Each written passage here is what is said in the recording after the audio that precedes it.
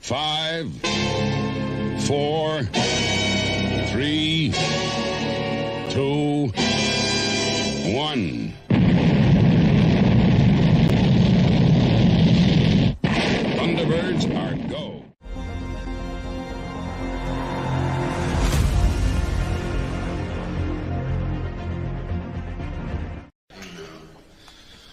Don't be mean. We don't have to be mean. Because, remember, no matter where you go, there you are. Warning. The following program is rated TVMA DLSV and is intended for mature audiences. Expect adult expletives, adult situations, and video clips of people you might find offensive. The opinions expressed in this podcast are entirely the responsibility of the person speaking or typing, and in no way meant to reflect the opinions of the Ragin 2 Podcast Network.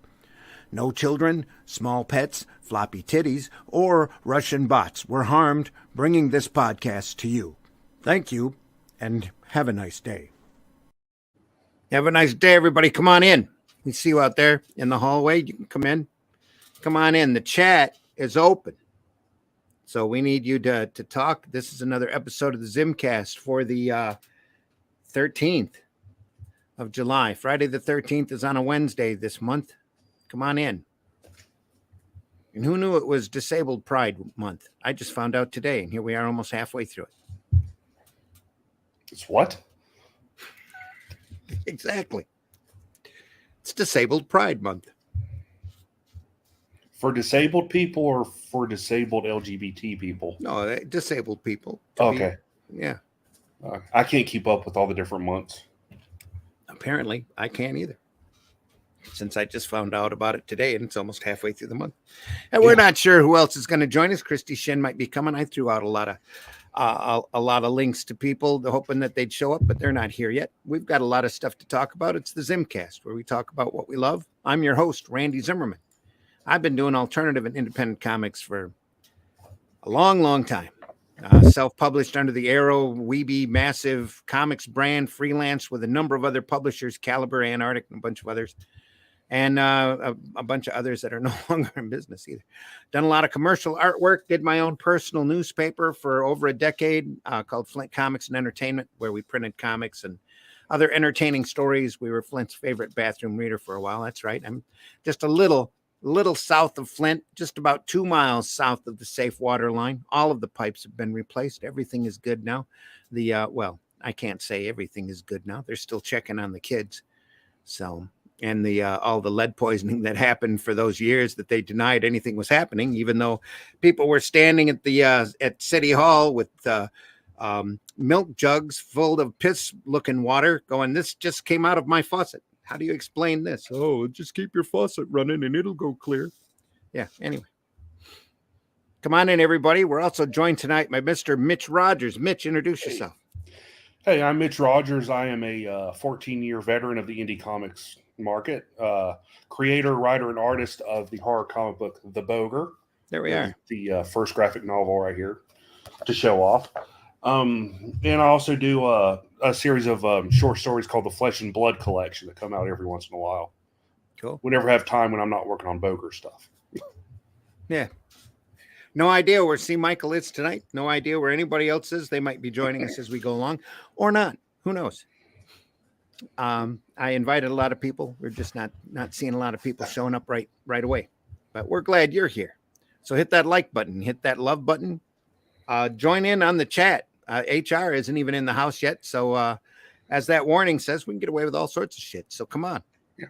Yeah. Let's go. Let's talk about this business. If you have a question, you can ask for it in the chat.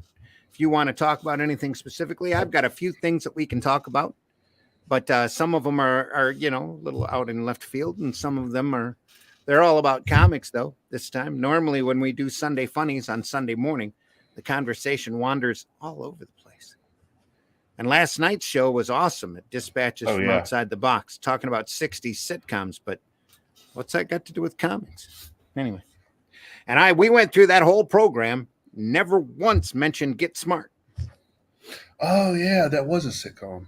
Or that wasn't the of the 60s. I mean, because I had that was 60s. yeah. Yeah. Barbara Feldon was in that. She gave up a gig at doing Laugh-In in order to go be Agent 99. Really? Because if you Well, she go made back, a smart decision. if you ever get a chance and you go, there's 6 seasons of Laugh-In. I think they're available. I want to say Hulu. They're available on Hulu, I think. But I just rewatched them last year before I went down. And what an interesting, great show that was. So, and even now on my recommendations over on YouTube, they keep popping up episodes of Hee Haw from all over the place. It's like, Hee Haw? Well, that's pretty funny. I'll sit and watch it. It's great. It's still funny. You got to put up with a lot of stereotype humor, though. That's and a lot of that stuff you'd never hear, especially nowadays. But yeah, it's an institution down here in South Carolina. Hee Haw. Hee Haw. Yeah, it lasted for a long time in syndication, 25 some years. So it's pretty crazy, especially considering all of the acts that they had traveling through. So doing some great stuff. That and Buck and Roy doing some great work. So Roy was amazing, gifted artist, working on any type of string instrument that you could imagine. But anyway, how's your week going? It's going good. Had a great night last night talking about 60 sitcoms. I paid a few bills earlier. It's going good. Cool. I am currently debating about the size of my book for COVID, my experiences under COVID, because a lot of the sketches that I did were sideways on 8.5 by 11 sheets of typing paper. So I'm not sure if the book's going to be standard comic book size or if I'm going to make it like half a comic book size. So those sketches will fit a lot better. Yeah. Straight in. It's a artistic format choice, I guess, but I'm kind of leaning that way. Also, actually on Tuesday. That was yesterday. Wow. Yeah. Seemed like last week. Finalized some dates maybe for a convention up here. So cool. For Flint. So maybe we'll do it. I'm scheduled to be at a really cool Comic-Con August 6th and 7th, but this won't be until April. Oh. So once a year, we used to throw a Flint Comics Con up here to celebrate another year's worth of publishing with the newspaper, with the Flint Comics paper. I used to have a copy of it here, handy, but let's see where to go. Here it is. Copy of the Flint Comics paper right there. Here's issue 50. If issue 50 with, I may add, and I've boasted about this before, a George Perez cover. Ooh, awesome. How'd you get him to do that? Or was it already published? Oh, okay. We asked him. No, it's a drawing of some of the characters from the newspaper. This is my character here, the Spark. Oh, cool. Because Flint used to have a really bad advertising publicity campaign when I was a kid that said, Flint, our Spark will surprise you. So I got to working with on an editorial paper, a political paper, back in the early 2000s. And I wanted to do a superhero strip that was kind of an editorial cartoon. So we'd call her the Spark. Plus, we were known for the longest time as the home of the AC spark plug that went into almost all of the cars. Oh, okay. So I did Adventures of the Spark. Now, the dog here is a creation of Lane Toth. That's Lucky, the one-eyed stray dog. And he was featured in the paper quite often. And then hanging on Lucky's tail here is a creation by Lynn's sister. And that is the unbelievable see-through baby. Which was a lot of fun. And at the time, the girls pretty much grew up with the paper, doing comic strips and doing interviews. They would go to a local convention and catch one of the conventions or a convention and track down famous or semi-famous people and get an interview with them that I'd print in the paper. And then they do caricatures of the person, the interviewee. Oh, cool. So yeah, it was a lot of fun. And then they do their own comic strips besides that every once in a while. So it's all part of the fun of the paper. But Anyway, like I was telling you off camera, there was a period there of 10 years between like 2009 and 2019 that I wasn't very up on the mainstream. So I tried not to follow it because I was literally burned out from Diamond about 2003, 2004, and had gotten out of the direct market business. And, you know, of course, I don't know if this has happened to you because you're still kind of a youngster in the industry, but once you hold that, oh, sure. Once you hold that first book in your hand, it kind of gets into your blood and you decide that's what you're going to do the rest of your life. And you can deny it for a few years, but you can never really get rid of it. So I couldn't quite get rid of it, but I still couldn't work with Diamond. So I decided to get into printing my own paper. We did that for quite a while, as long as it was breaking even pretty much the last few years. I knocked it down to bi-monthly for about the last 8 months, 6 months or so, just in order to afford it, because we lost a lot of our key advertisers all at once there a couple of times, and they were difficult to get back. Somebody's squeaking. You got a bird? No, my dog's playing with his squeaky toy. Cool. Thought I took it away from him, but he found it. He's found it again. No, I'm on air. I can't throw it for you. Oh, you can go ahead and throw it. Okay. There's nobody here, so hey, transparency in the podcast world, folks. So the chat is open, people. We know there's more than one. Oh, I should jump over to my Facebook and change my That might help. That might help. Change it over to public instead of private. Let's see. There's nobody here either at the moment, but we'll change that over to private and see who else we can get. Come on in, folks. Come on in. We're here to discuss comics, the comic business. Gained another viewer. Come on in, everybody. Awesome. We see you out there. Hit that like button. Hit that love button. Make sure you go over to Ragin 2, to the Ragin 2 network over on YouTube, even if you're watching us on Facebook. Go over to YouTube. Look us up under Ragin 2, Ragin, and the number 2, and hit that subscribe button. Hit that like button. Hit that bell for notifications so that you know about all the great programming that comes through on the Ragin 2 network. And there is a bit. Here we have a card right there. And that's not even all of the programming. So there's more coming. So here we are. Squeak, squeak, squeak. Yep. Anything to add before we get on to the news? We can go on to the news. Yeah.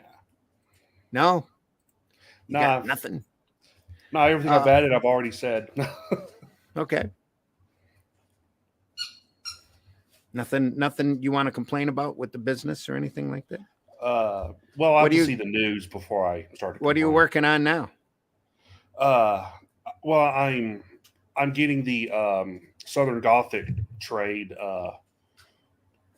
It's about to be released to all the Indiegogo backers once I get it back. And I'm doing a new ongoing Boger series that'll be quarterly. This is the first official announcement, I guess. Yeah, it'll be, just story arcs, featuring the Boger. It's not one ongoing storyline, but the series is ongoing. Mm-hmm. And I have the first 2 issues completed. The third one I'm about to send off to my editor. I should start the campaign this fall, I believe, after I get everything with Southern Gothic all wrapped up. I hear you. Yeah, everything's on such a liquid schedule. And if you're like me, you don't want to start a campaign until you know the book's going to be done. Oh, yeah. So. Yeah, I'm the same way. Yeah.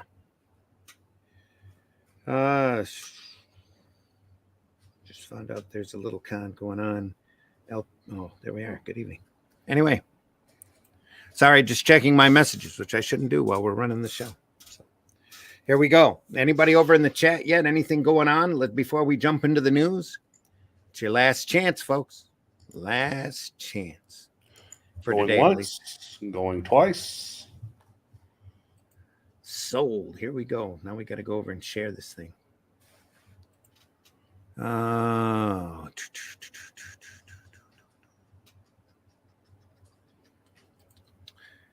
Anyway, I'm currently working on production on a number of Flint Comics items. And I have had so many people lately ask me if I'm looking for help. At Flint Comics right now, I'm still just kicking a few things off, and I've got a lot of material that's been backlogged thanks to this wonderful deal that never existed in order to print and prep and et cetera, et cetera. But right now, we're really not looking for anybody. So I've been getting about 2 or 3 PMs a week from colorists and artists looking for work. And it's like, well, thanks for thinking of me. I appreciate you. But right now, I'm not quite looking for anything or any help. I'm still just trying to catch up on stuff that I have to get done. And the first thing I'm doing is that book about my last 6 months worth of experiences with dealing with COVID. So I want to try to get that out before COVID becomes less relevant. It's the next big disaster right around the corner is coming. I think we're already in monkeypox right now, aren't we? Monkeypox is a mess. Yeah. Well, either that or Ukraine. I can't keep up anymore. Here's one we can share. Boom. This is from ICV2. This got my goat today. That's why I wanted to share it. With actual sales. That's not really what got my goat, because I saw that and I thought, oh, that's really cool. Here we go. June 2022, NPD book scan, top 20 kids graphic novels with actual sales. Dog Days for Dog Man. And I'm like, oh, Dog Man's in trouble. NPD book scan, top 20 kids graphic novels for June 2022. Rank. Then, to continue reading this article, you must be an ICV2 Pro subscriber. Register now or sign in. So I went to look at, okay, well, I'll sign in. No, in order to sign in, you have to pay them as much. And I need to get back over to StreamYard here. Let's I'm gonna enlarge my screen here. You have to pay as much as I pay per month to be in a gym. God damn it. Just to get one page full of numbers? Are you nuts? What the is wrong with you people? Yeah, you want people to know your figures? You actually put an article together that is newsworthy and relative, and you put it behind a freaking paywall? What's wrong with you? What's wrong with you? You want to report upon this industry. You want to, especially with actual sales numbers, and the only way you're going to show it is if you sign in and pay you? Ridiculous. Absolutely ridiculous. Nobody knows what these numbers are. You probably don't even have actual sales. You want to hide it behind a paywall with numbers that who knows how much of this control. And I always had respect for you in the past, ICV2. I have looked at your site with fondness over the years as being informative and very good on your opinions. But now you freaking raise a paywall. I ain't paying. And you ought to be ashamed of yourselves trying to milk money out, especially during these hard economic times. Shame on you. Shame on you. Don't do it. Stop it. And make this, stop your your pro stupid idea, charging people $10 a freaking month in order to get 1 or 2 pages from you with so-called actual figures. Make them public. Make them public. Show us that this industry means something.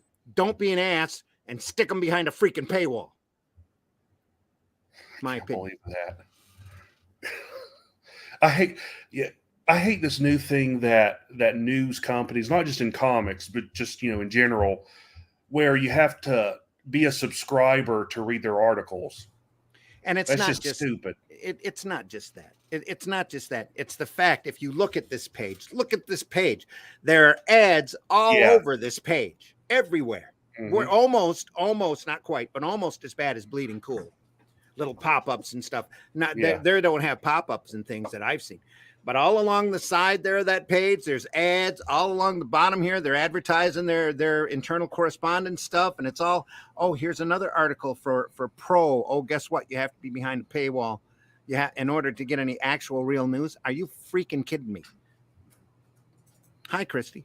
Hi, how are you? Hello. All right. I'm starting out the show by bitching at ICV2. for sticking some actual news behind a freaking paywall. They want $10 a month. If you want to know what the actual sales from NPD Bookscan are for graphic novels, you got to pay them and put up their freaking ads. If I'm paying for it, why the fuck am I getting ads? Absolutely. No. Well, maybe you don't get ads when you jump, but I bet you do. I bet you do. I don't know. I'm not going to pay the $10 to go over and look. No. I'm not an ICV2 pro, I guess. I don't know who would. But I just wanted to point that out, that when you control your own site, when you've got a little wonderful paywall up there, you're just keeping people from your original intent, which was to spread news, especially professional news, to professionals, to retailers, to keep them informed about what's going on. The ICV2 is really the last vestiges, the last remains of Capital City Distributors. And Capital City used to be an amazing distribution company. They always promoted the alternatives. They always promoted the independent guys. They treated everybody equal. Everybody was alphabetically listed in their previews catalog. So Marvel's was back in the M's. DC was in the D's. They didn't have exclusives that they jammed in the front of the previews and took over the majority of the retailer's money. The retailer had to actually go through the alternative market or the alternative publishers that they carried in order to get to the so-called mainstream product. I don't like that word mainstream because we are a niche market. I mean, we are a market of small press. No matter how many you make, whether you're print on demand or you're doing web press books in mass, you're still only hitting a niche small percentage of the actual readerships going through the comic shops. And that readership is constantly shrinking, and the comic shops are constantly shrinking and going away, or turning into gaming stores, or turning into Funko Pop stores, or whatever, in order to try to keep their head above water. And now, and everybody's been starved for numbers, for actual sales numbers. Now that ICV2 has access to some actual numbers, they stick it behind a freaking paywall.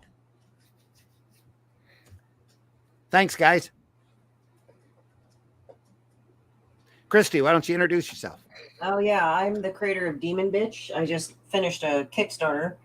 I shipped out everything. So let me remove that. We don't need to give them any more air. Anyway. There you go. Yeah. So basically I'll be at San Diego Comic-Con, N05 Small Press, Nelly 05 Small Press. And I will be having Trigger, the new book. I just packed everything up for Comic-Con because I didn't want to deal with it last minute. And I'm one of those people that likes to pack things as I go. Let me take my bookmark out since I haven't finished the book yet. But there we go, folks. There's Triggered. Yeah, and you can get a copy of it, but you can order a signed copy from me directly. There you go. Yeah. So it's like it will be defaced, meaning I will sign it. And I'll be at Comic-Con from I think the 20th till the end of it, which is the 26th, I believe. Autographed, even though it wasn't very derogatory. No, I could have been meaner, but I didn't feel like going. I was expecting like an eat shit and die or something like that. But I think I wrote that to somebody. I forgot which. It wasn't to me. Yeah, no. I mean, overall, like everybody's been getting their books. Like Joe McPhee, like it was weird because like I do put a tracking number because I asked people for the email through the Kickstarter, like so I can send the tracking number to them so they can track it. Yeah. And literally, like it said declined, and I was like, "What the fuck?" And so I messaged one of them and I said, "Hey, did you get your book?" And they said, "Oh yeah, I got my book here." I said, "Oh okay." Then the USPS is full of shit. So I was like, well, I was actually waiting for an Amazon package, so I didn't want to like pop down and come back up after I introduced myself. So I just said, okay, make kind of a late appearance. So I will. Yeah. So I'll be at San Diego Comic-Con. If you guys are there, I will personally be face your book that you go. Some people are actually that have supported the Kickstarter. They're going to be there too. So they're going to just pick it up from me. But It doesn't mean that you're just going to have to go and support the Kickstarter just to pick up the book. You can buy a copy of the book. I have the hardcover and the soft cover, the regular cover. Cool. Ryan says right on. Hope he was talking about what we were just talking about. Right. So if not, then right on. Triggered is an awesome book. Looks great. Reads well. I was thinking about, and I'd have to get your permission. I was thinking about doing a instructional video on how to draw Demon Bitch. Oh, please do. That would be funny because it's like so many people like have this weird idea of how it should be done. Mhm. And even though it's like a simple sausagey body and stuff Yeah. like that, it's always interesting how people translate Demon Bitch. Like you had Michael Watson like drawing her all sexy. I'm like, how the fuck? Okay. And then there were the other guys drawing her big porn tits, and there's some people that just went totally different with her. And I mean, there's like all different ways how people do it, Yeah. but it's actually really fun. So I have a YouTube channel where I've done a few, I haven't done one in a couple of years, but the last instructional one I did was my most popular one, and it was of Hot Stuff, the Little Devil. Hot Stuff. Which one was that one? Isn't he like the chubby little devil or something from the Archie? Yeah, the kind of Yeah. cutesy baby looking one. Yeah, he's like a cherubic one from the Archie comics or something. No, he was Harvey Comics. Oh, Harvey Comics. That's it. Yeah, so in other words, he looks like a red Casper with horns. Yeah, That's what I thought that'd be. Y'all Yeah, kind of look similar. Yeah. that guy with a diaper. Yeah, that guy. Yeah, that's little, what I little thought. demon with a diaper and a trident. Yeah, the only time you see him around anymore is tattoos, or he's got his own slot machine. Really, that's kind of crazy because sometimes like they'll do stuff like that, like where they'll kind of make it into something else like that. Well, he's anybody that grew up reading him remembers him and loves him. Anybody who's played the slot machine's really funny because it's animated, and he'll go flying around the slot machine all the time, or he'll take his trident and duck walk across the screen, or he'll poke through the reels of the slot machine and say peekaboo, and something happens or whatever. He'll get up on this. They have a spinning wheel over top of the slot, and if he doesn't like the amount of money that they're giving you, he'll reach up and he'll grab the wheel and turn it over to some bigger number. It's pretty funny. Oh well, there you go. But right? yeah. So it's like, what are you doing? Like my cat just crawls all over me like a toddler at this moment. I keep my basement door closed for just such a reason. Oh, is that what your cats do? Yeah. Mine will climb up all over me if I let it. So. Oh yeah. Like with that, like my doors kind of suck, so it's like they just open at a drop of a hat or something. Mine seems really, really attracted whenever I'm sweating. I come in from outside, he's like right there, and he's rubbing all over me, trying to loose all of his fur on my sweaty skin. Drives me crazy. Yeah. In a good way. So. Yeah, and it's kind of weird because it's like now it's like with it's kind of weird. Today was a weird day. First I'm wearing my Goonies shirt, and now I'm wearing like a cap at the moment. Mm-hmm. So I wear a cap to keep the glare off of the camera. Yeah, it's kind of weird. I normally hate hats because it's like it just feels like shit on my skin, my head. It's like I don't like stuff on my head, but now it's like, yeah, it's okay. I got nothing up there anyway, so hey. Yeah, my head's so big I can't find a cap that fits. No joke. That's not a joke. It's impossible for me to find a hat that fits my giant There's some. head. You probably have to wear a knitted cap, like a toque stocking cap. Probably. Yeah, that's how I kind of feel about it right now. It's just like it kind of sucks at this moment, but I don't mind it really, to be honest. It's like, as I said, I normally don't wear a cap because it kind of makes me feel conscious of having a cap, but at the same time, it's actually not bad. No.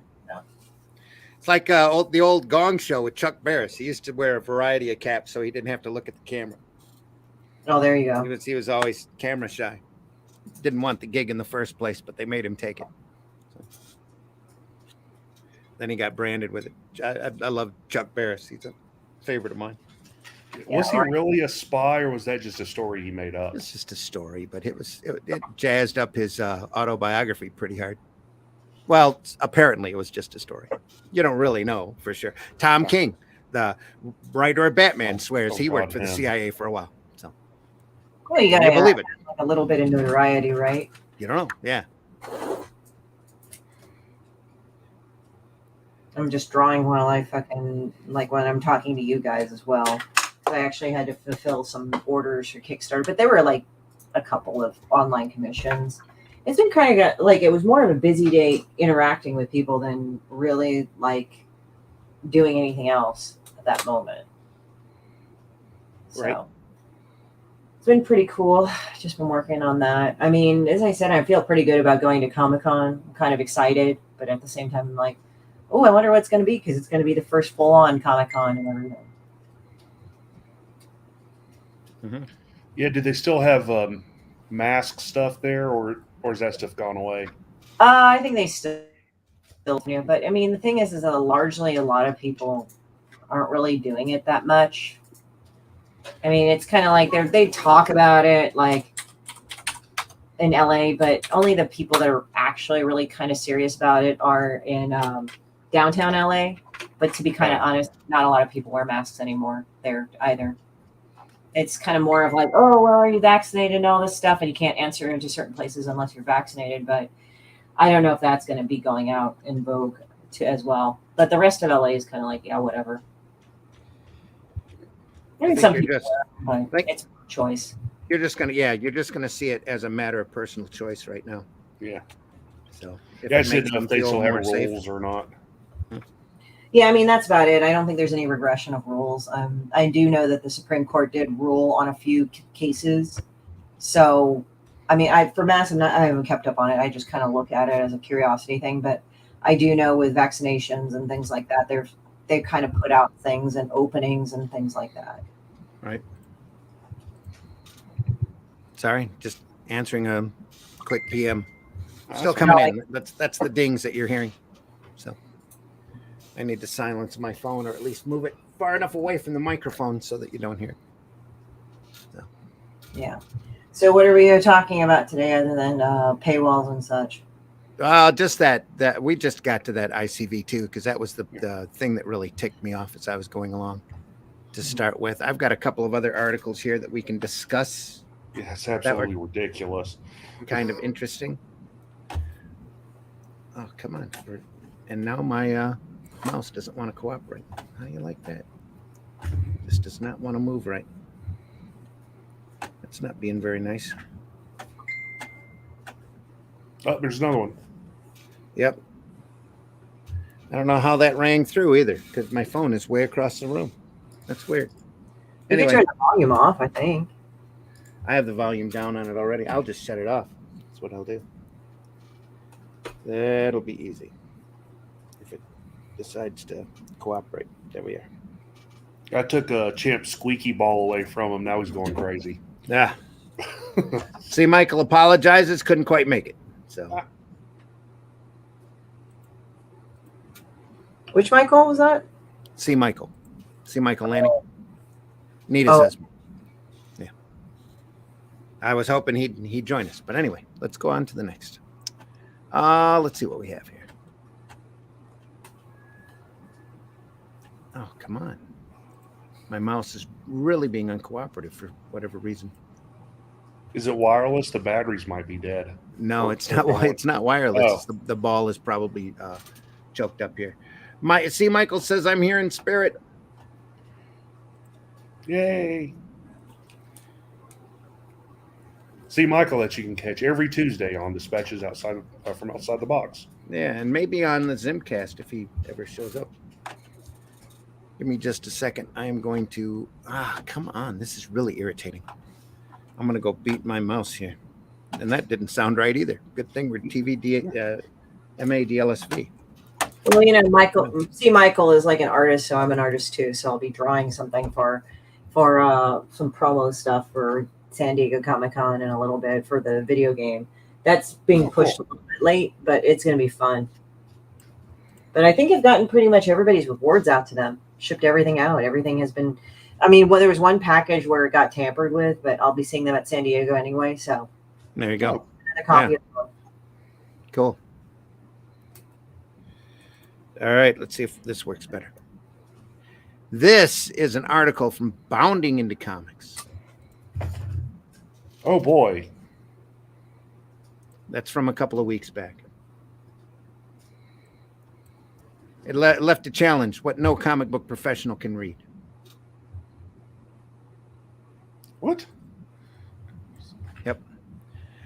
This month, which was last month, being the 60th anniversary of Spider-Man's first appearance and the Doctor Strange sequel still in theaters, this is of interest. Most folks in comic books know Ian Rand is full of it, but few can explain explicitly why. I cover that on their behalf, and in doing, I believe I have cast Steve Ditko in a surprisingly different light. It's not as rough as it sounds.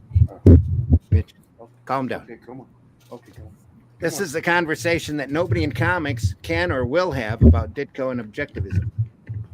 Basically, what the article points out, and that I can't help but agree with, is a lot of people who have a trouble with Ayn Rand's work and objectivism have never really read her stuff. That I agree. And that Ditko, and because they get it all wrong, the philosophy is completely screwed. If you've read Atlas Shrugged, if you've read Foundation, you understand the basic thought behind objectivism and the thought of individuality that Ditko adhered to, and nobody, left or right, gets it right anymore. No. For whatever pigeonhole reason that they want to go along with. And it fits in, and we don't have to spend a lot of time on this because it gets political, but it's the same basic idea of all of the political discussions that you have anywhere anymore. It's that it's all pigeonhole parroting of the same stupid talking points that nobody wants to think for themselves about. And that's why I don't get political, or try not to get political. Is because it seems like nobody's out there thinking for themselves. I agree with that wholeheartedly. And the point of the article, which is real interesting, over on Bounding into Comics, if you want to go in and read it more, is the thought that if they actually read those books, if they actually understood what Ayn Rand was all about, their understanding of Ditko would be a lot more open. And in fact, he the big thing with Ditko is he didn't want to take any residual payments or royalty payments. He refused them, just constantly. And he wouldn't take them because he said he never earned them. He got paid for the work. He did the work. Thank you very much. And any royalties beyond that was, getting paid for stuff that he never did. So, and if you haven't read any of Ditko's Mr. A material, who we've got pulled up, this is the question here, but he did Mr. A shortly after that. Individually, they go in and they explain Ditko's career here. Look at that. It's a picture of Ditko looking amazingly like Peter Parker. The way that Peter Parker looked. There's a quick panel from the Mr. A strip that he did. If you haven't read the Mr. A's, they're incredibly interesting. They are.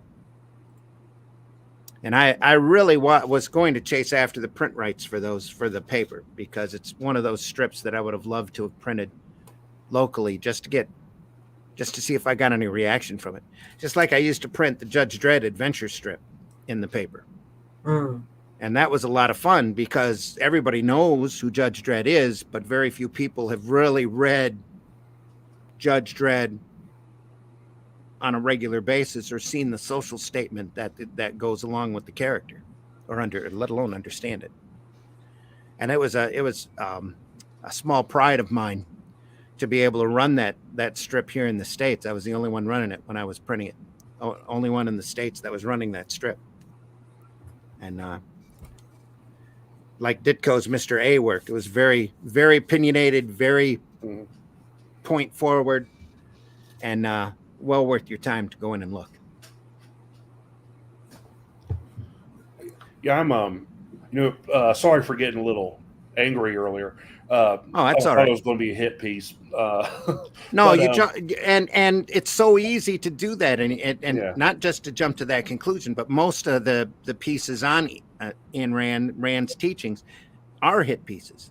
Yeah, and the majority of the time, it's from people who never read the works, had no idea what objectivism or the work of the individual was all about that she was talking about, and just took for granted of what everybody else was saying was what she was all about. And I think she's gotten a really bad rap over the years. Sure, later on she was a capitalist, and she collected Social Security and blah blah blah, but in order to get by.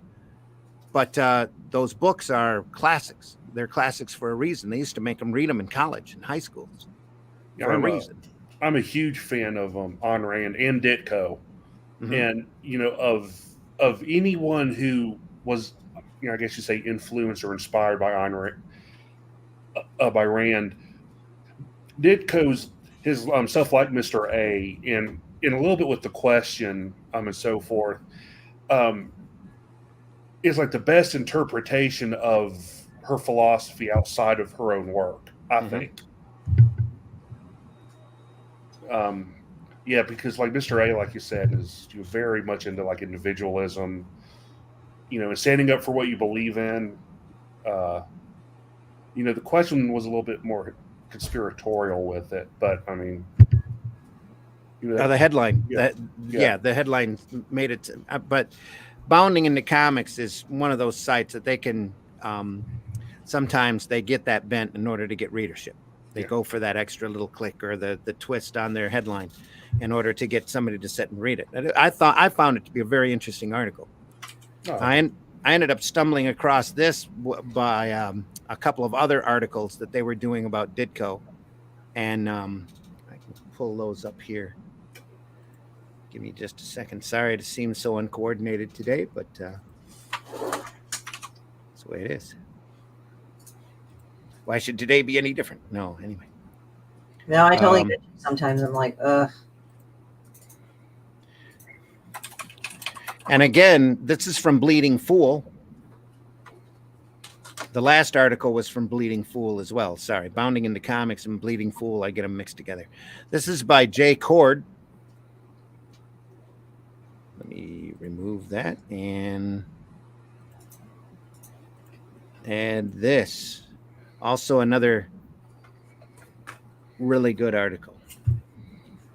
Steve Ditko, the example today's indie creators should follow. Oh, cool.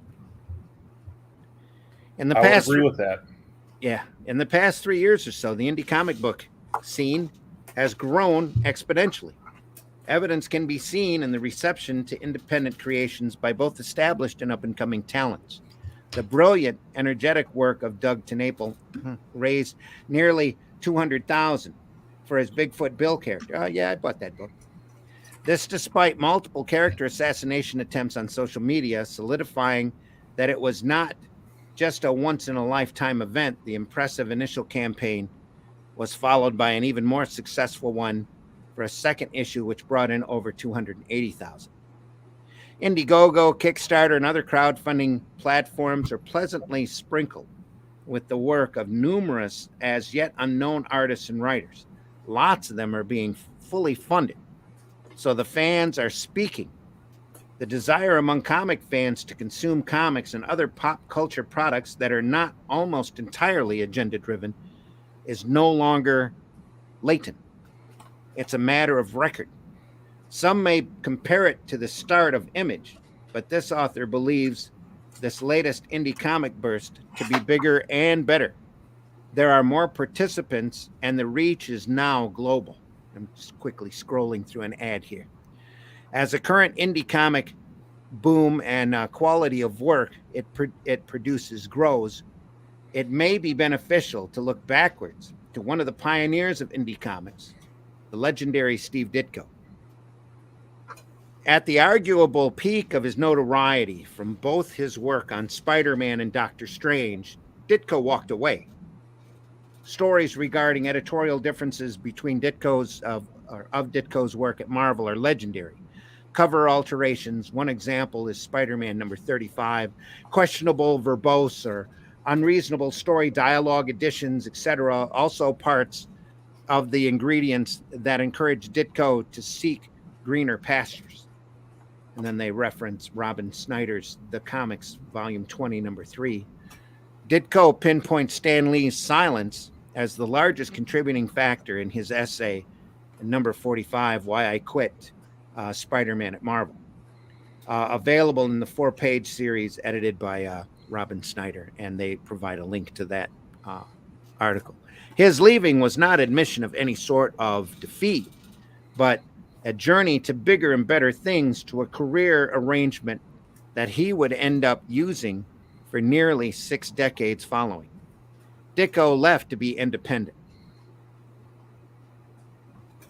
Ditko left Marvel in '66 and began a short stint for Warren Publishing, where his beautiful wash work is still seen as some of his best work by numerous fans today.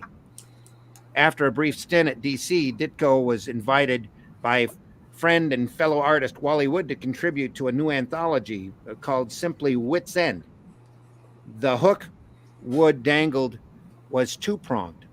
Contributors were promised, one, the copyright of their stories and characters would belong strictly to them, and two, they were free from any editorial interference.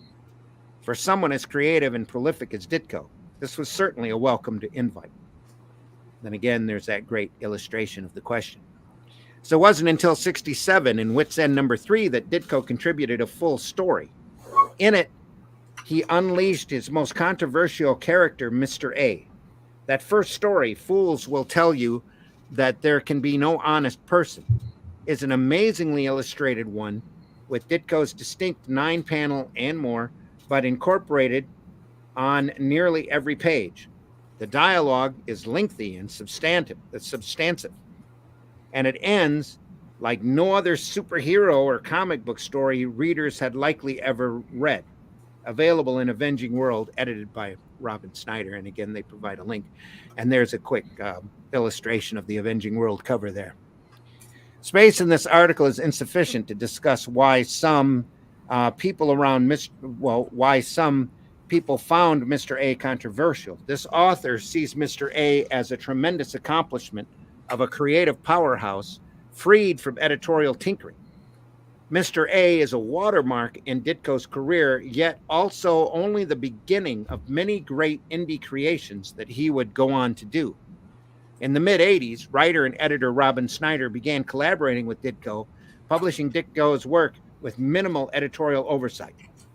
And again, and those works are still available now. His collaboration lasted until Ditko's death on June 29th, 2018, and actually continues to this day. Robin Snyder just completed a massively successful Ditko Kickstarter campaign, and they provide a link to that also. In their over 30 years of collaborating, Ditko created characters that have yet to gain the widespread appeal that they deserve. Characters like Static, the Missing Man, the Cape, and so many others. Additional great news is that the Ditko estate is now actively developing many bits of Ditko merchandise, including a Mr. A card set, T-shirts, an upcoming Mr. A compilation book with IDW. Actually, Eclipse, I believe it was, released a trade collection of the Mr. A stories, if anybody was lucky enough to have found that. And that wasn't all of the Mr. A stories, just the Mr. A stories that were printed up to that date. So what can indie comic creators learn from Ditko? Be unconquerably creative as he was. Love your part of the division of labor on the comic books you're working on as he did. Yet in all of your creating, don't forget to be critical of your own work. Be your own best critic in light of the lack of editorial oversight. Ditko said it best himself in a private letter that was released online, saying, "The best kind of constructive criticism can come from you. You have to look at what you've done, the strong and weak points, and ask why they are so. Whatever errors or weaknesses discovered should be worked on. A continuous analysis. Questions will provide a solid foundation and confidence that have to result in steady improvement. What seems to be forgotten today in comics is that all imagination requires judgment. Art isn't anything goes. It's amazing in today's comics why human beings are held in so low regard. The world will always have its criminals and villains, the worst people, but the comic world doesn't even believe better people are possible or desirable. Ditko's body of work ought to be a source of inspiration and a guide to indie comic creators. An individual armed with ideas is nothing. But if she uses their talents to express them sincerely, not at the dictates of an overbearing editor and a company with a single or with a political agenda and quotas, and if they themselves are committed to refining those skills, then now is a great time for you. If you're not an indie creator, but you enjoy the work of creators, remember that your money talks. Instead of that latest fluff, from one of the big two, why not invest that money in an indie comic campaign or pop culture outlets like Bleeding Fool? Just take a look at our weekly indie comic showcase column. And then they talk about the Ditko exhibit. For U.S. fans, a massive Ditko exhibit, Ditko-inspired exhibit, is being held in Johnstown, Pennsylvania from July 15th to September 11th. Rare photos and photos of Ditko are incredibly rare, by the way. Drawing tools and other items meant to showcase Ditko the man, the brother, the uncle will be on display. The exhibit will also feature an auction of Ditko-inspired work, an exhibit-exclusive T-shirt, and even new Ditko merchandise from the Ditko estate. So there you have it. He was a great guy. One of the Good best. artist. And always somebody that you can learn from. There are a lot of great Ditko collections out there from different periods of his work. He was a workhorse for the longest time over at Charlton for many, many, many years before he started working at Marvel and got the Spider-Man gig. And I don't think there's any Ditko story out there that you can't learn something from, whether it's use of materials, use of washes, positioning, storytelling, or just some of the craziest, more imaginative stuff, just like Kirby. You could tell a lot of these old workhorses it almost got bored after a while and kept challenging themselves to do the craziest things possible. And that's where you get Shade the Changing Man. That's where you get Hawk and Dove. Yeah. You know, that's where you get a lot of the scenery that's in Doctor Strange that they still use to this day when Clea at the end scene of Doctor Strange opens the door into the other universe. That other universe is obviously all Ditko. It's all there, floating pieces rolling around. When he goes over in Doctor Strange 1 and talks to Dormammu, all Ditko. As soon as he steps into that realm, everything that's back there was all done in comic book form way back in the mid-'60s. Yeah. Just phenomenal stuff. And probably one of the first true independent creators. There are a lot of these guys, these workhorses that went into the mainstream that branched out and tried to find any means necessary to be able to not just draw comics and get paid for it, but, you know, to keep doing what they love and to keep getting paid for it. You know, Gil Kane is another great example. He went out and did comic strips. He did graphic novels. He did all sorts of interesting books anywhere that he could, plus advertising work, any way that he could keep drawing and keep making money off of his artwork. Mm-hmm. Ditko is the same way. He produced for 30 years independently and truly independently, long before there were crowdfunding. You know, there was a lot of great Ditko material out there. If you scour the independent boxes over at your local retailer, you're bound to find an Avenging World or a Ditko Mania, or it's just one of the works that Ditko did independently on his own, away from Marvel, DC, and Charlton. But he really liked working for Charlton, not because of their page rate, because they paid crappy. They did really crappy page rates. But he was given more of a free hand when he was working at Charlton and Warren than what he was ever working at DC and Marvel. So he was happier to work there. Yeah, there's art. I'm sorry, go ahead. No, go ahead. He did a lot of great stories for like Creepy and Eerie and what's the other? I don't know if he did Vampirella stories, but if he did, there were backups. I don't think he did a straight on Vampirella. Not that I remember. I could be wrong. So yeah, but his Creepy and Eerie stories are awesome. Mm-hmm. Asser goes, what's going on in here? Glad you're here, Asser. Hope you join in part of the discussion. We were just talking about Ditko. This is the ZimmCast, where we talk about the comic industry news and stuff going on with ourselves and other people. Trico, the professor, Lutkins, finally caught the night show. Hey, Professor, hope you're doing well. Good to hear from you, buddy. So here we are, running up to the top of the hour. So we can run a couple of bumps and just move on with the second half of the show. How's that sound? Sounds good. For those of you betting on Scott Rosema showing up for the first half of the program, you lost. He's not here. C. Michael is not here. Luke Stone may be joining us later, and I've got links out to another half a dozen people who, I guess, won't be here, but they are welcome aboard even late. So don't make us invite the richness. He's probably sleeping anyway. Lazy fuck. Just kidding. Yeah. He's on that UK time. Yeah, he is. He's on that UK time. So this is late at night. Oh, look who's coming in. You hear that beep? His device is not connected yet, though. We're gonna run a bump, and then we'll see who's in the green room. Let's go. What the fuck is the matter with people in this business?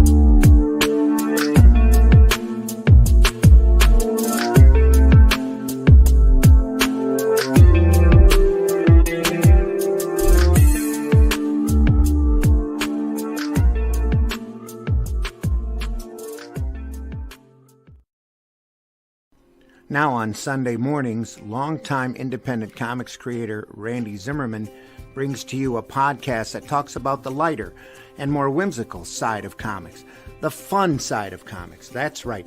Sunday Funnies is back Sunday morning, 9 a.m. on the Raging 2 YouTube channel and on certain Facebook pages. Check it out, won't you? It's special guests, great talk, and a lot of fun as we work to put the fun back in funny books. See you there. The cops are doing their job as long as they don't be mean to people who are actually being innocent. Then I'm all gravy, baby.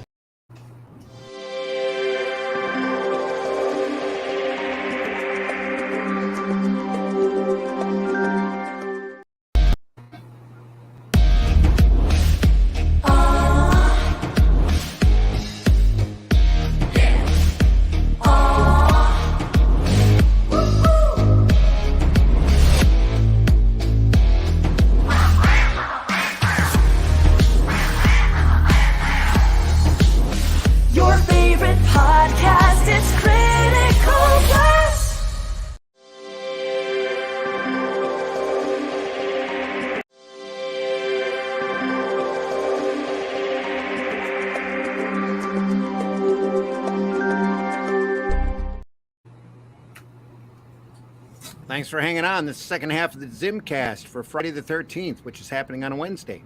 Oh, shit. Friday the 13th. July. What? Oh, I was thinking it's Friday the 13th. I'm like, wait a minute, it's not Friday. It's Wednesday. No, it's not Friday. It's only Wednesday. Friday the 13th is happening on a Wednesday this month. And if you were betting on Scott Rosema being in the second half of the ZimmCast, guess what? Just lost some money. You won. What's up? Hey, pretty good. Hi, Mitch. Hi, Christy. Scott Rosema, introduce yourself. I am Scott Rosema, a longtime pro in the comics industry. Oh, my God. Marvel, DC, Warner Brothers, Disney, Archie, Valiant, Cartoon Network, TSR, Dungeons & Dragons. Everybody's had me at one point or another, which... Do you draw the Flintstones naked? Every chance I get. So don't think I won't. Don't think I won't. Why? Because fuck them, that's why. Those Flintstones drawings in your private collection? Oh, and public displays. Yeah. Boobs. Boy, that brings up all kinds of backstories about some jobs I've done. If you wanted to really want to get laid waste to, I could tell you. Laid waste to? Yeah. Okay. So glad I'm here. Glad you're here too, buddy. Yeah. Awesome. Hey, Randy, we're gonna have to see if we can't snag one of those chicken dinners in Frankenmuth soon. Yeah. That'd be fun. Well, you'll be at the really cool Comic-Con, but we'll both be too exhausted to drive all the way up to Frankenmuth to get one. Well, that's true too. Still, we'll make it happen. There's a few places around there that are worth eating at. So. Which Comic-Con are you going to? Really cool Comic-Con in Flint, Michigan, August 6th and 7th. The actual name of it. The Black Ranger will be there. Which one? Which one? Oh, that Bosch, Jim. I don't remember his name. The Bosch? first one or second one, third one? I have no idea. And do I have the card here? I don't even think I brought the card down. Oh, don't worry about it. I'll find out online. Hacksaw Jim Drummond will be there or whatever. Oh, Hacksaw Jim Duggan. That's awesome. Jim Duggan. Yeah. Wow. And Johnny Hart. Will be there really? as well. I thought he passed away. The guy with the megaphone. Oh, wow. Yeah. It's a bunch of the old style 80s wrestlers. Wow. Will be there. That'll be interesting. Yeah, and you're listed as a guest. Mark Bloodworth is listed as a guest. I didn't see Bill listed. Bill was supposed to be a guest. I know Jason Moore's got stuff going on, I think, in Knoxville, he said, that weekend. So. Oh, that's too bad. I got to see Jason this past weekend over in Lansing. Yeah. He was at the resurrected Capital City Comic-Con after being sidewinded. And I wish I knew I'd be feeling better because I turned them down. They asked me to come over and be a guest, and then they wanted me to moderate a panel that Sunday, but I did Sunday Funnies instead because I don't know, if I'd be feeling up to it. But the panel they wanted me to moderate had Bob Hall, Mike DiCarlo, and Jim Shooter on it. Oh yeah, they were there. I said, wow. I'm so sorry I didn't make it because I would have loved to have emceed that panel.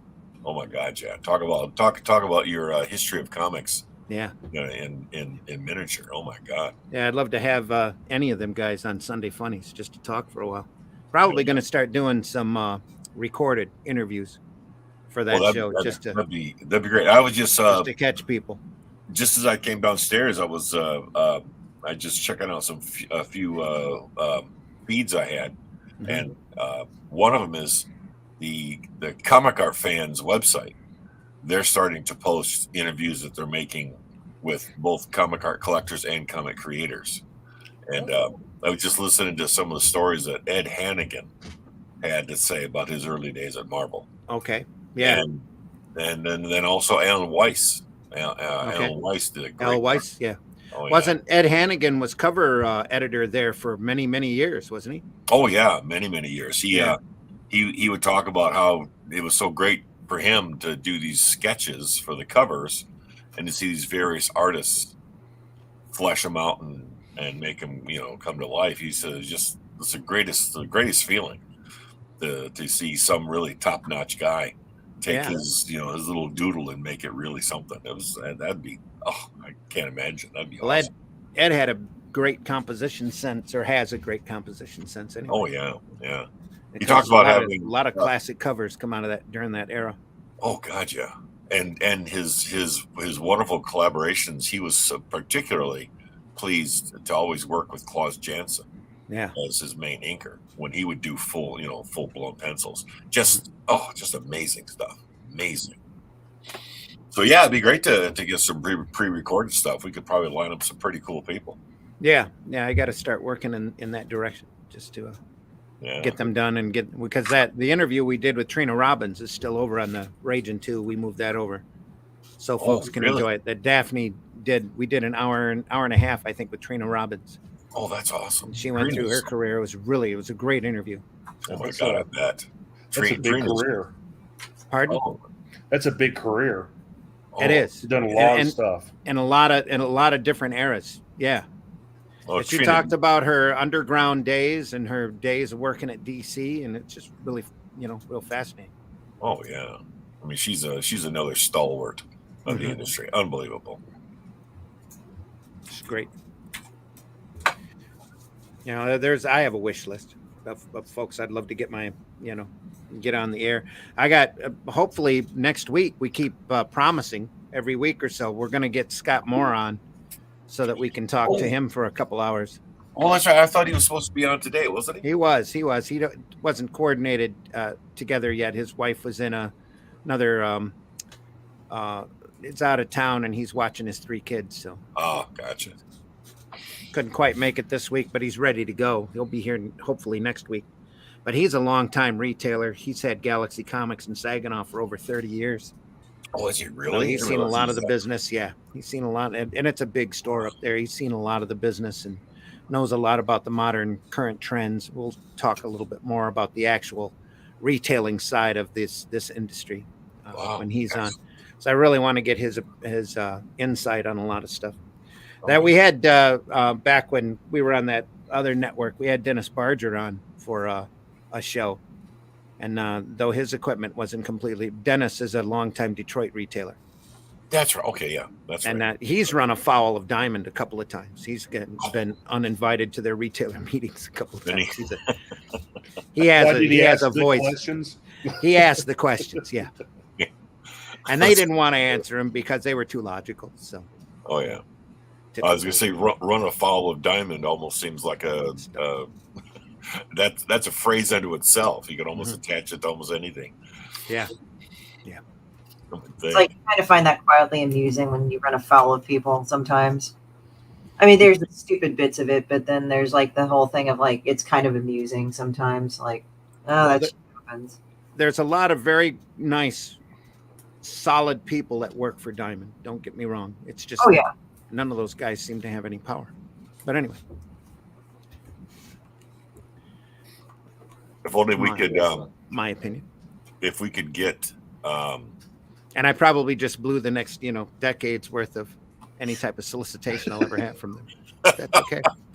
Well, to be honest, they're finally facing competition. So, well, they're getting it from Warner Brothers, right? Like, I'm trying to remember their print thing. Like, DC has Warner Brothers, and they have an in-house printing as well as, I think Marvel might be doing Penguin. I think that's what I last heard. I think it's something like that. They're distributed through, Luna distributes DC, and Marvel's got Penguin, but believe it or not, they're both printed, from what I understand, from the same printing factory. Which is kind of fun. They're both printed in the same place, and guess what? When they run out of paper, ouch! Everybody suffers. That's why there's a lot less Marvel product coming out at the moment, because they just didn't have the paper to run it. What do you know? What plant prints them? I'm not sure at the moment. No, I know Quebecor used to print them for a long time up in Canada, but I don't know if they're dealing with an American printer or a states printer or not. I shouldn't say American because we're both in North America. Yeah. Boy, it's too bad. Canada is United States hat. So anyway. Oh yeah. It's too bad with the technology today, with the printing technology that's so available. It's too bad they couldn't go through the model of what USA Today, the newspapers, were doing way back in the 80s. They actually set up various mini printing plants throughout the country. Mm-hmm. So as they produced the paper, they just simply sent the signal out to all these various plants. They'd print the paper and they'd be able to get them on the newsstands the same day, the same hour. Yeah, and they were also able to make things regional if they had to. Oh, yeah. They were able to switch the paper around to favor different areas that printed it. Yeah. That was the very, very early days of pagination. It'd be nice, and if they gave enough of a care about what they were doing to actually have that happen. But if they did, we'd probably have a better quality comic product, and the independent market wouldn't be where it is today. Yeah. So. You have crowdfunding campaigns out there from people that people have never heard of that are making livings now off of their campaigns because they have found that niche market, or they've gotten enough of an audience together to solidify their campaigns. Oh yeah, and to get them along. DJ or JD and Daphne do a campaign. They have a campaign constantly rolling. And they're if Oswald's not rolling, Tall Tales or Ego Raven's rolling, and they've made a little cottage industry for themselves and turned into quite a production machine in getting product out. It's amazing to see. Yeah, and the thing is, a lot of that is directly connected to the fact that both Marvel and DC had such a stranglehold on the market and the distribution to the market that they could never hire all of the talented people out there. Well, not in their opinion, that talent doesn't exist. According to Dan Didio, before he got removed from DC, he said there's no longer any good talent out there. Oh, that's bullshit. And there really isn't. Not for the prices that they want to pay. And there's the rub, isn't it? That was the caveat. Yeah, he never bothered to explain that. He just derided the talent. So, which is of course bullshit, because it is solid bullshit. Yeah, and we're seeing that now.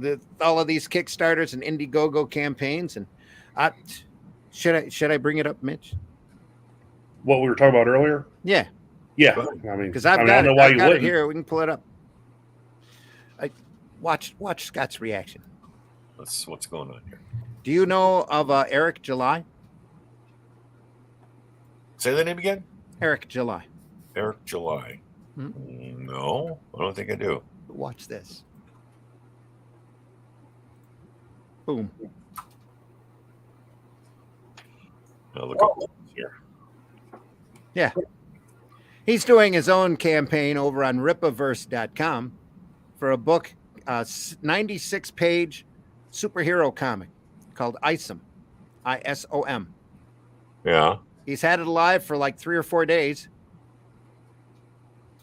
Is that yeah, that's what that says. 100,000? No. That's not 1,000. That's $1 million. That's $1 million. Yeah. 4 million. 1,400,000. Holy shit! Oh my god! That's hold it. Wait, so hold. I gotta get it closer. Now, granted, it's a graphic novel that's $35 a pop. No. And Eric comes with he comes with his own audience. He's been working on this for over a year, Mitch? Talking about doing this book, working on this book, building up this book. And when he finally offered it, boom. And Eric has his own Young Ripa YouTube channel that gets a lot of hits, a lot of views. He talks about comics and the industry and what he wants to do. He has another page on his site that's got his intentions of what he wants to do with his comic company, which is basically tell great superhero stories, old style superhero books, just like they used to have in the 80s and 90s. And he puts this campaign up on his own site, and wham. He's got 15,213 sales. No, one book, 3 different covers. Yeah. And from what I know, he's releasing an entire universe. Yeah, he's starting a whole universe. A Ripaverse is what he's calling it. No, hang on. Go. Let me see if I can absorb this here. Yeah. Let me see if I can absorb this. Mm-hmm. If I can read this correctly. Yeah. He had a campaign goal of 100,000. Yeah. And now he's up to 1.4 million and change. Yes. Yep. With out of 15,000 backers. Yeah. And he's like 1,400% of his revenue goal. My God. No. It's 1,400% of his goal. I'm rounding up. 1,400%. Yeah. Wow. He passed 1 million within 2 days of having this posted. Holy crap. That's nice. That is awesome. Oh my God. That is so cool. And then that artwork on that header graphic. Oh, that's pretty solid. We can scroll down a little bit on that. The main book's 35 for cover A, 35 for cover B. It's a 96-page graphic novel, nice and thick. Okay, now see that full shot we have of the cover, the full figure and all that. Mm-hmm. Yeah, Dan DiDio is full of shit. It's Nita. Because you cannot say that there's not good talent out there anymore. Yeah. There's not good talent out there that's willing to work for slave wages. That's what Dan DiDio's talking about. Well, I would think that Eric has made a living off of this book. Oh my God, I would think so. Oh my God. Even if he has it print on demand, which is why he's got the 30, which is why he's got the 35 price tag. He's asking 30 for the t-shirts because the t-shirts are probably also print on demand, made to order. Oh, and those ain't cheap. His base cost on these is not inexpensive. So it's worth the $35 price. Oh, easily. But he sold enough to make a nice chunk of profit. Oh my God. I would hope There's so. the artist information right there. Industry veteran Cliff Richards, color work from Gabe. I can never pronounce his last name. El-Teeb? Yeah, El-Taib. Oh. This book's not only will be an intriguing, explosive experience. Letterer Eric Weathers applied his undeniable touch to help bring this 96-page book to life. Wow. And it's a superhero story. It's a guy who was a superhero in an area of Texas who decided to retire after an incident that they'll get into in the book, and then is brought back into the limelight when something goes wrong in his personal, relationships, and he ends up running across three different. He ends up running across other gifted characters. Yeah. As he goes along, as you see in the second cover here. Wow. That is really something. Isom Holy #1, and he swears it's the start of a whole universe. It's got posters, T-shirts, all the whole group. Oh, yeah. So not everything that's been bought, trading cards, all of that. Not everything that's been bought is the book, but he's had 15,000. What is this? 15,213 customers. Yeah. Total purchasers. And there's a thing, with 1.4 million behind him, even if he spends half that to fulfill this campaign, he's still. I mean, my God, that's more than enough to fund bringing up more stuff. Literally seed the universe he wants to do. That's amazing. But again, he worked on this for over a year, cultivated an audience on YouTube, and then kept everybody, in the know about what was going on a year before he started the campaign. Is that your phone? Yeah, hang on a second. It's a spam caller. I knew it. Hang on. Oh, Susie's got upstairs. Okay.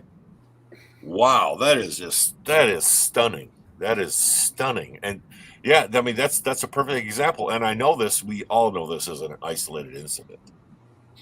So it's just wow. The thing is, though, the point on this is that it's not going to be. No. This isn't the first book. This isn't the first comic to break $1 million crowdfunding. There's been at least 4 others? Yeah. Would you say, Mitch? Yeah. At least. Yeah. Ethan's, who else would I put? The Brazilian guy who did the manga book that broke over a million. There's Berserker that broke over $1 million. Yeah. Technically, if you want to count McFarlane's toy, he's got a small comic book inside of every box. Oh, does he that really? That he pulled down 3 or 4 mil on. Oh yeah, that was fully funded in like a day. Toys. Oh, so was this. Yeah. Well, yeah. This was fully funded within hours. Wow. Damn. I would love to see a breakdown of all of his pre-campaign promotional efforts. Like I said, he built on YouTube. He built on various. He always had a YouTube channel for about 5 years. I think many years. Yeah, quite a few years. I saw one of his videos 3 or 4 years ago where he was talking about the business and the market. And again, he's somebody that was just fed up with the mainstream. Oh, I don't blame him. Yeah, I actually remember, when he would, talk about how bad Marvel and DC are and he said, I could probably do a better comic than them, and obviously he's put his money where his mouth is. I'd love if the interiors are anything like what we're seeing here in the campaign art. I'd bet dollars to Debbie's Donuts. There's an interior. The interiors are just as sweet. That's amazing. These all look watermarked too, aren't they? Yeah. That's what it is. Yeah. Wow. Well, that is the way to go. I mean, I think it's really starting to change pretty quickly about people that they're starting to think a lot more about, what it takes to be successful in comics, not by necessarily being hired by the big companies, but what you can accomplish almost on your own. That whole definition is changing rapidly right in front of us. Oh, is that some of the interior artwork? Yeah. Yeah. Oh God, that's awesome looking. 96-page book. Unbelievable. Wow. So technically, you've got a 100-page graphic novel there when you count the covers. Yeah. Yeah, that's amazing. Wow. Okay. Yeah, I you know, I certainly hope that I don't hope, but I think that Marvel and DC are going to have to really start rethinking their whole model if they want to stay relevant. Well, I gotta be honest with you. I don't think they care. Well, I mean, they do have a library of material that becomes, movie and TV fodder now. And they're not even bothering to reprint that library or to touch it. Yeah, it's just the R&D department of the film. Yeah. Which is, I guess, I guess I can't blame them, but yeah, and I mean, also have to think about this, that some mega corporations will keep failing businesses simply just as a tax write-off. That's true. So that could be one reason why Marvel and DC haven't completely gone under, because they're both owned by huge companies. Well, and they just say, all this is a tax write-off. And the way the business is structured, they're not losing money. The way the direct market is structured, they're not losing money because they can solicit for a book like Marvel's New Warriors, for example. They can solicit a book, they can promote a book, they can market a book, they can put the book in previews and get the numbers in and then decide not to print the book. And they're only out pretty minimal costs, especially with the page rates that they bother to pay people anymore. Yeah. Wow. Which are lower than what they were 10 years ago. Jeez. Even with the cost of inflation. That is wow. So that leaves it to us to repropagate, Well, it's been up to us anyway for the last 10, 15 years. Everybody's been stumbling around trying to find the way to make it work.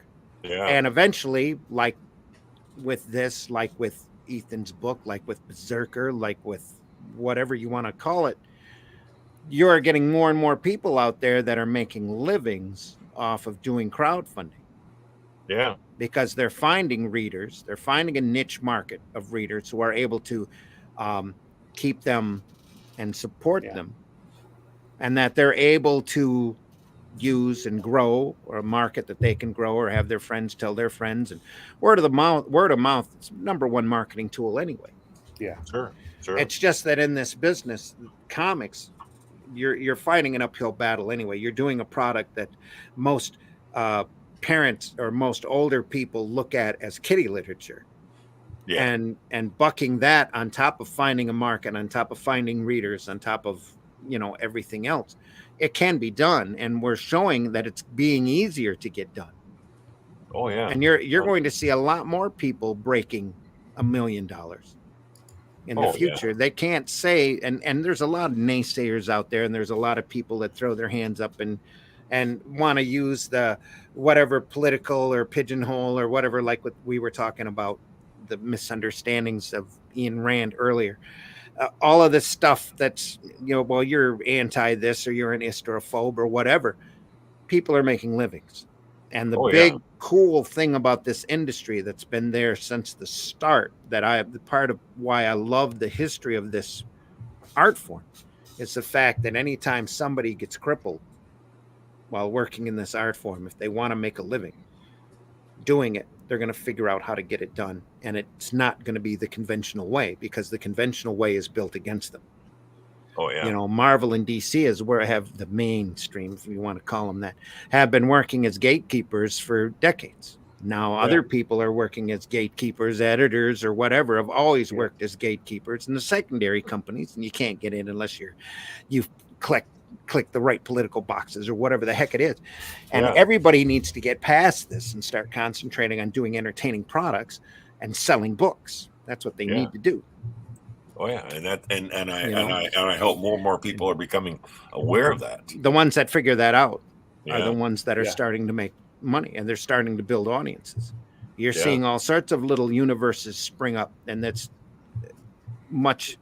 I'm sure it's too small a money for Disney to worry about, or Discovery to worry about, or all of this, but it's making livings, and that's really been the key ever since I've been in this business.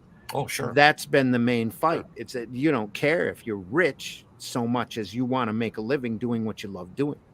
Oh yeah, because that was the thing is if we go back to the core of this business, guys like, well, Jack Kirby is a prime example, but he's also one of those completely extreme, exceptional examples. I mean, he was talented, he was fast, he was good, he was tough, but the thing is, he was doing it because that was the way he was able to make a living. Yeah, he loved doing it, and he was able to make a living, only because there was a huge dearth of work for him to get. That could easily use his talents the way he did it. And before you came on, we read a couple of articles about Steve Ditko. Oh, and how he went independent for the last 30 or so years of his career. Oh yeah, he worked until he passed. He was still doing work. There's work out there still of his that hasn't been printed yet.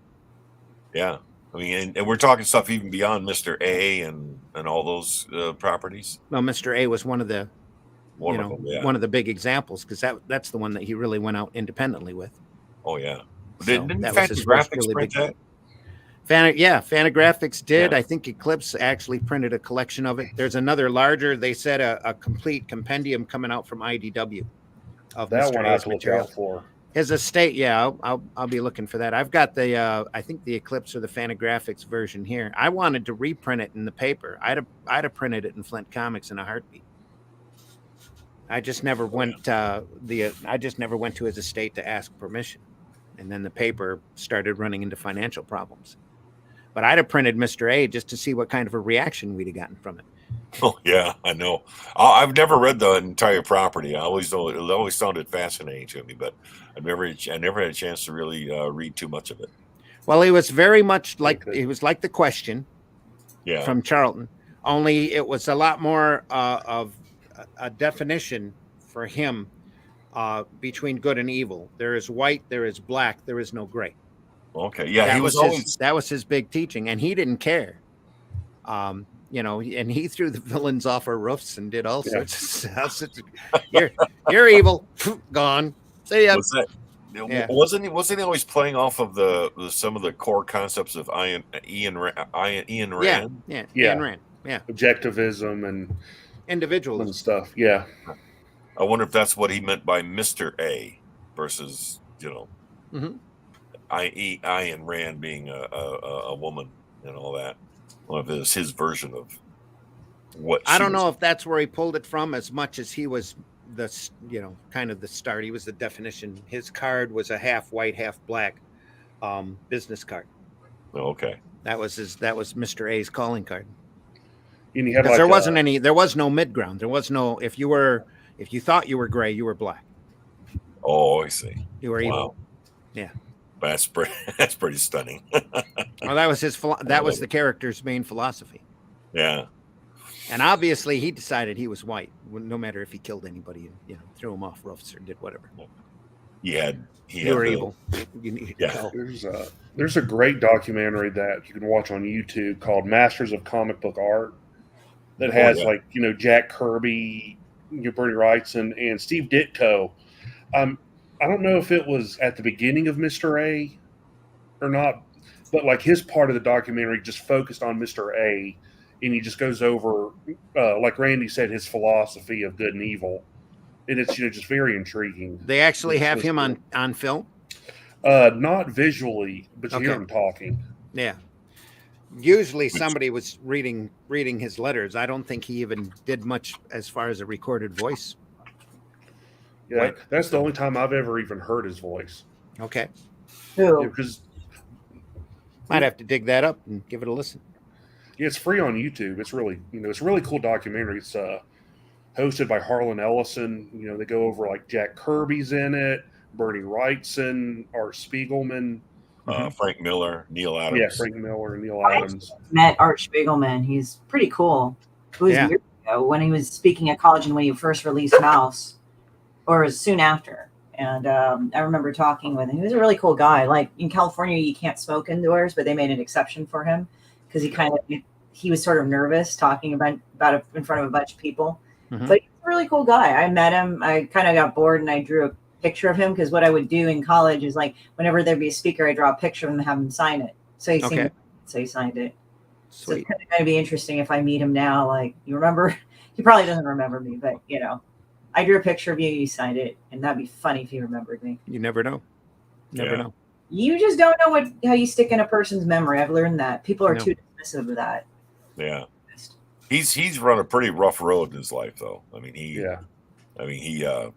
I know that for a long time he wouldn't speak publicly because he insisted that wherever he spoke publicly, he should be allowed to smoke. Yeah. A lot of places wouldn't allow that, and he was just determined to say, hey, if I want to smoke, I should be able to smoke. And unfortunately, I think he's driven himself to some pretty bad health status, I think, because of that. Yeah. Probably, yeah. So it's because every picture you see of him, he's smoking. Oh, yeah.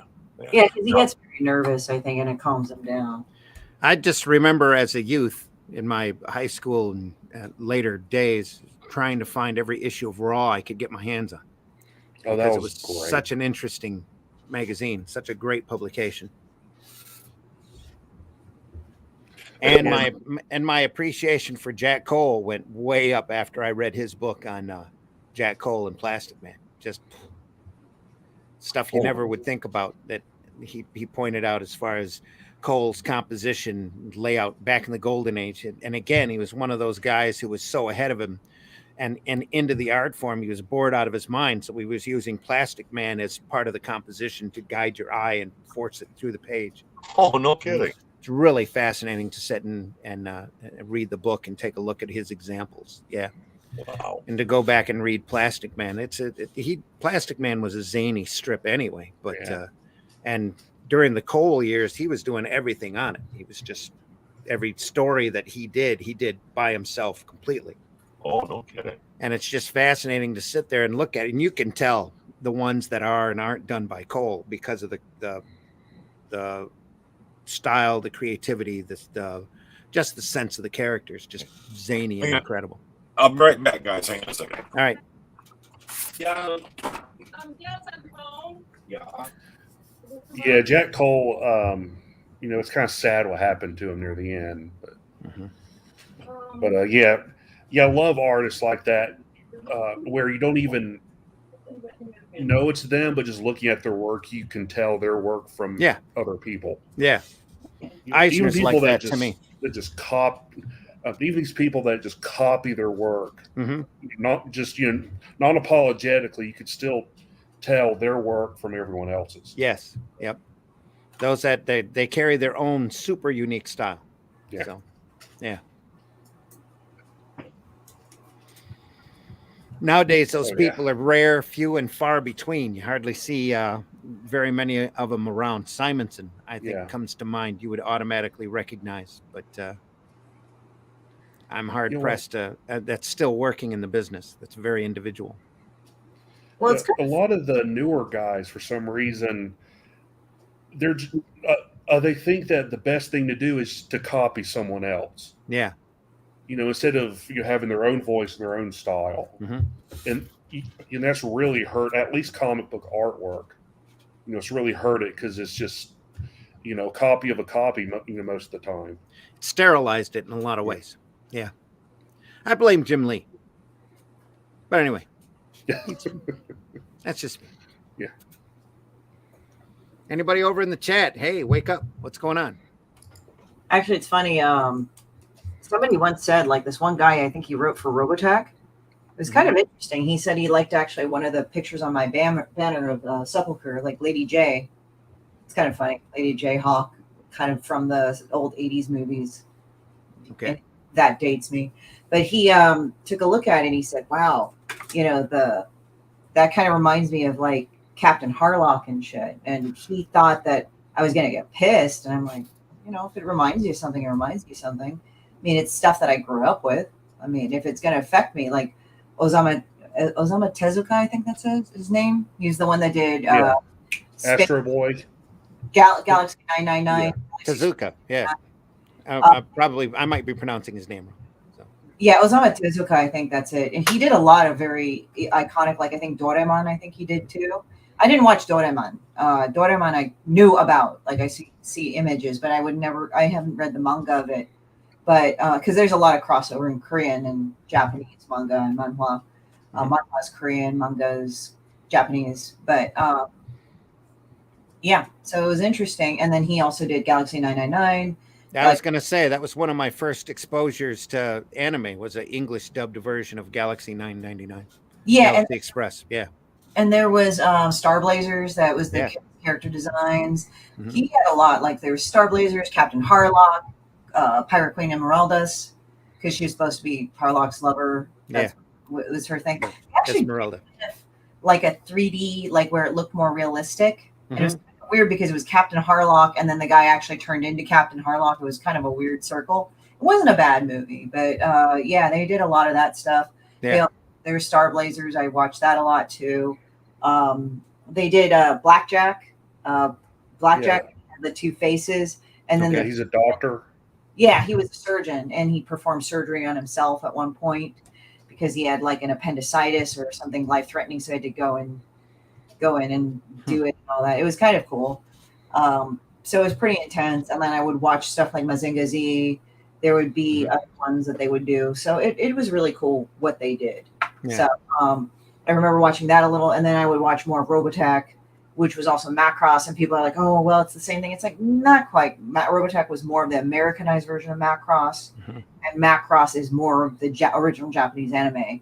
And they have like, I don't know what number they're at, but like in the 90s, it was like 20, Macross 20 or something, number 20. Like they went further. I don't know if they're still doing Macross, but they did like a new time frame every time. And they're like, oh, well, that would still include Lisa Hayes and all that. No, I said, no, this is like sometimes some of them are more into the future. So it's like, I think there was one where they did it where Rick was middle-aged, but other than that, no. There was one where he was older, like he was 30, but that's the one I know about. I never followed it other than the art books that they got a couple of the art books that they kicked out that were really good. Yeah, they had good art books too. Yeah. I remember Anime Expo being up in San Jose. So. Yep. Cruise ship Yamamoto, I think it was Battle Cruiser Yamamoto. Battleship. Yep. Battleship Yamamoto. Yeah. It was known as Star Blazers in America. Yeah. Like, like you get fucking fired up when they like they fired up a big gun to blow shit up. And you're like, fuck yeah, and like he just like it was. I forgot what his fucking name was, but he looked like fucking Rick from Robotech too. Like probably Robotech. Probably they modeled Rick Hunter after him and everything. But I like the Robotech that Roy Fokker piloted too. Forgot what the fucking name was, but later on Rick would actually pilot at that after Fokker's death. I think it was just a Valkyrie. It was called the Valkyrie or something. I honestly couldn't tell you. Been forever I never followed Robotech. Yeah. So. I can't believe I remember that much. And then they had the SDS 1. There's a lot of early cartoons I remember real profoundly because they had such an effect on your youth. That's they're part of your creativity. Well, yeah, and there's the Lion Voltron. We like that a lot too. I mean, the newest Voltron wasn't bad. I think they tried to honestly do something really cool with that, but I think I just like the originals. That's it. Sure. Yeah. For me, I've it was been a Gundam fan. There you go. Yeah, people really were got into Gundam. I did not get that much into Gundam. That was kind of out of my sphere, but there were other ones like Dirty Pair. I like that. Oh, yeah. Because I saw some other pictures that like other Japanese artists did. Because the one that I remembered the most was Hakuroka Takachiko, who later on do Cowboy Bebop. Okay. But he did that, and I was looking at that one, Cowboy Bebop, but it was weird because, and then Samurai Champloo, that was also another one that he did later on in the 90s. But I remember Dirty Pair, and I was into Dirty Pair, but then I was also into Adam Warren's localization of Dirty Pair and Torrance Smith's localization. I don't know what happened to those guys. Like I miss Adam Warren, but I don't know what the hell happened to Torrance Smith either. They were Viz, right? They were working for Viz last time I knew. I don't know what they're doing now. Okay, good. Because I know they were working for Eclipse for a while. Yeah. Viz and Eclipse kind of did a lot of the anime, Yeah.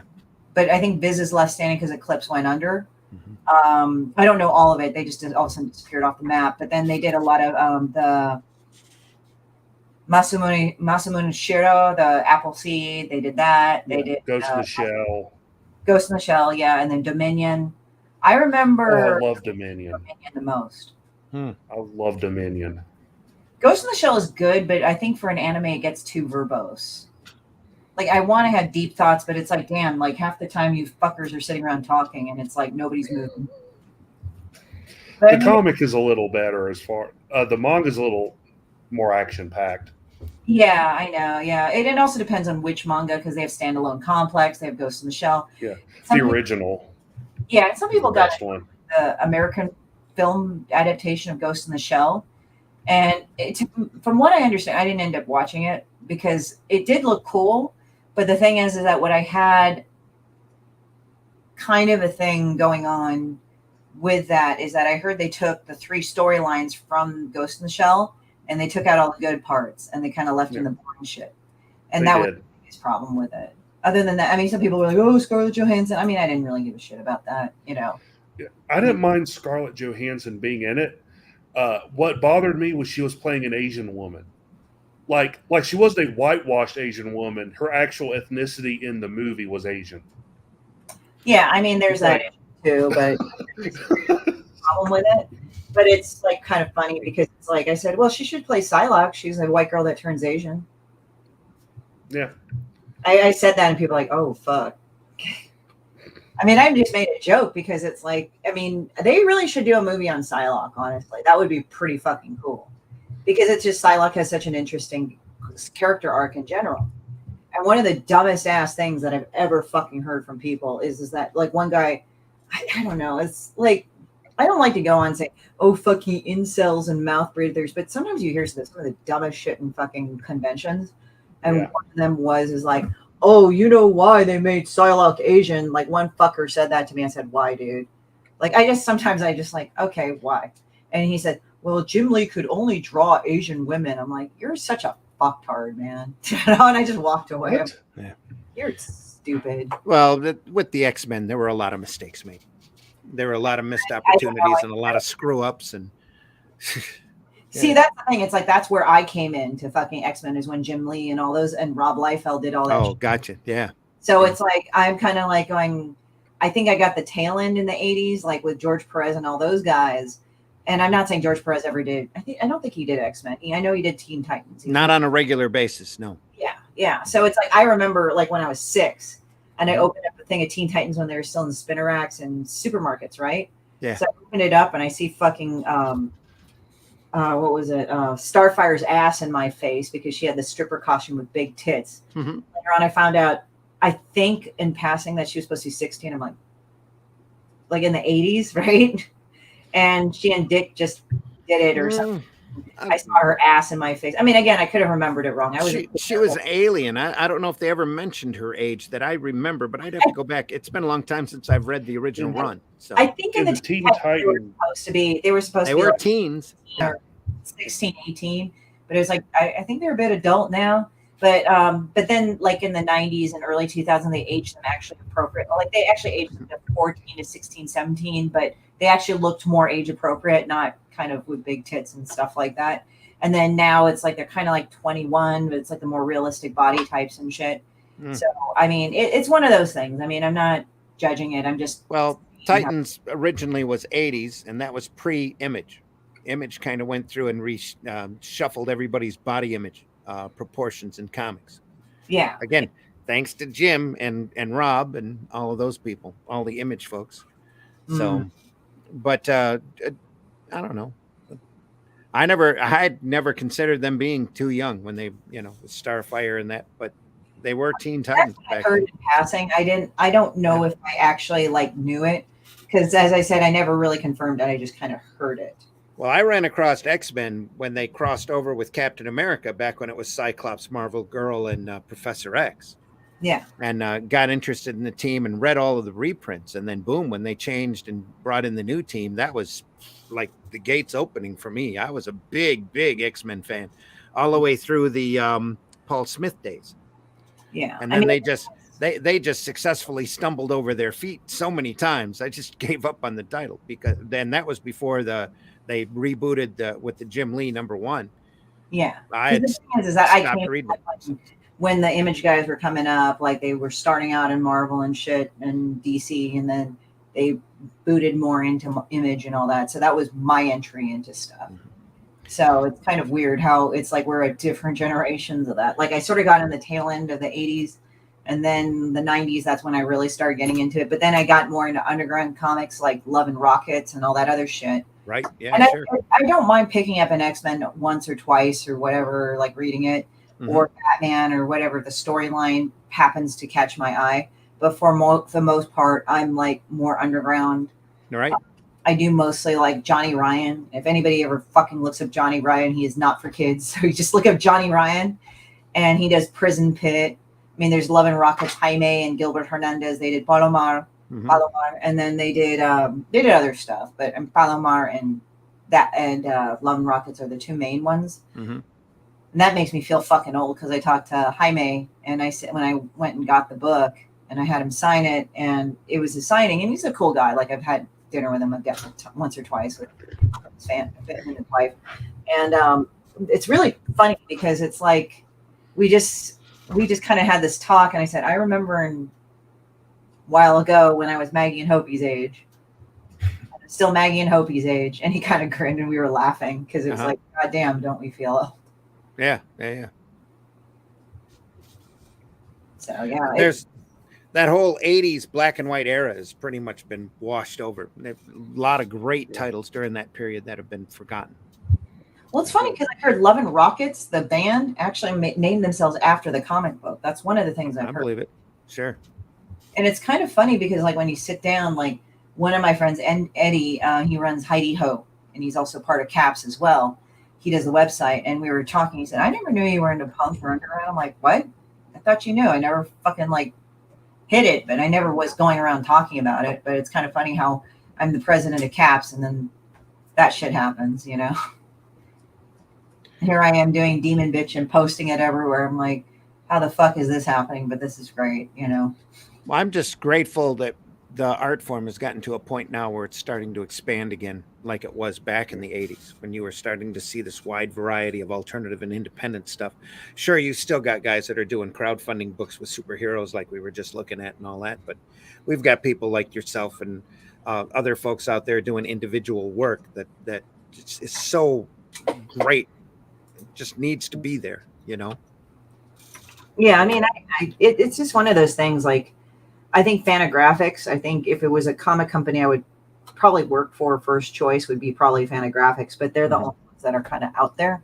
It doesn't mean that I wouldn't have a problem working for anybody else, just as long as they understood my brand and shit, you know? Yeah, I pitched a couple of things to Chris Staros at Oni back before they got really crazy. Really crazy? What do you mean by crazy? Just politically dug in. Oh, I see. That, you know, nowadays they've got their own hole that they get to dig out of. Yeah, buddies. Anyway, there you go. Yeah, with the genderqueer book, they're going to be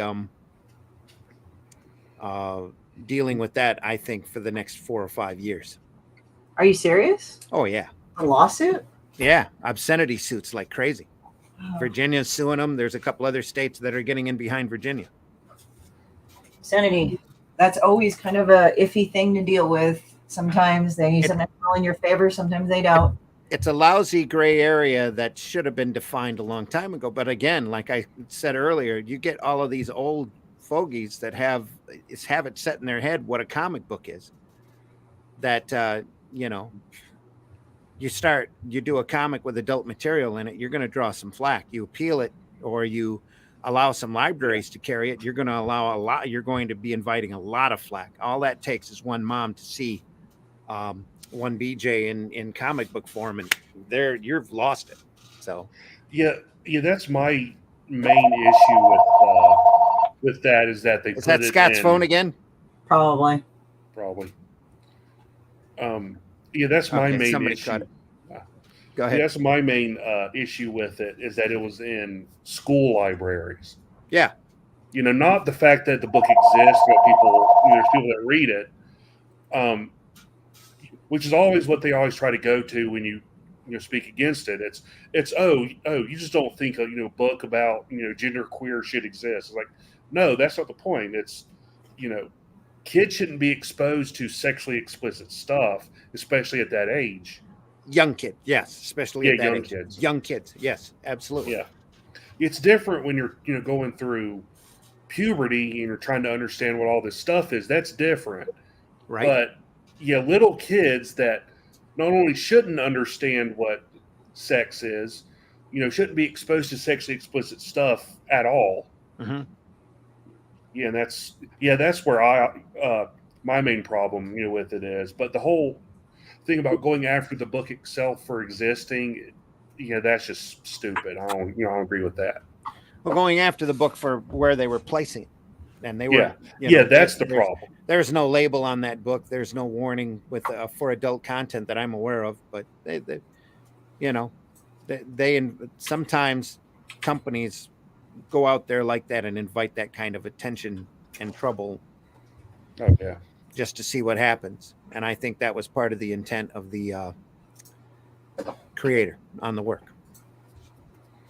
And a lot of these companies get editors up there that aren't conscious of what the public might think of the work, that just let anything go. Well, most of them seem to hire only activists now. They don't have any sense of responsibility and watching over it. A good label, a good back in the 80s, again, to go back to that, Fantagraphics had an entire part of their imprint of their company that was dedicated to hardcore adult material, and they moved a lot of product for a lot of years by a lot of people doing Eros comics, and the retailers knew. They knew, and that you had one or two of them that got into trouble when you had a politician that wanted to look good for their next election cycle or whatever, that would go in and cause some problems. But for the most part, these retailers knew. You kept them in a box behind a counter, or you put them in their own separate area, like you have at the old style video stores that had adult sections. And they, like I said, they moved a lot of product by a lot of people. But sometimes you need to put a label on it. Sometimes you do adult material, it needs to be read by adults and not encouraged and, sitting on the racks to be read by kids. That's where you're going to find your problems. And even when you don't when I did the newspaper, I ran into angry moms a couple of times for stuff that was just, you sit there and go, really? You're going to be angry at me for printing the words adult or live adult entertainment in a row? Yeah. It didn't say nude, it said live adult entertainment. And you're going to be pissed and try to cause a kerfluffle because your kid had that in a paper. Well, don't open up the regular newspaper, my God. Well, don't drive down the street next to both of these businesses. Well, one of the businesses I was getting ads from, but they had another business across the street that was just like it. They had incredibly large Blade Runner-esque billboards that had girls that were there with live nude entertainment, flashing all the time, that anybody driving down the street, Yeah, we have that here in the Bible Belt. That's somewhat prevalent. Driving down the highway and you see like a girl with her tits hanging halfway out. Yeah. But you're seeing a lot less of that as time goes on because people know enough to do it in the privacy of their own home.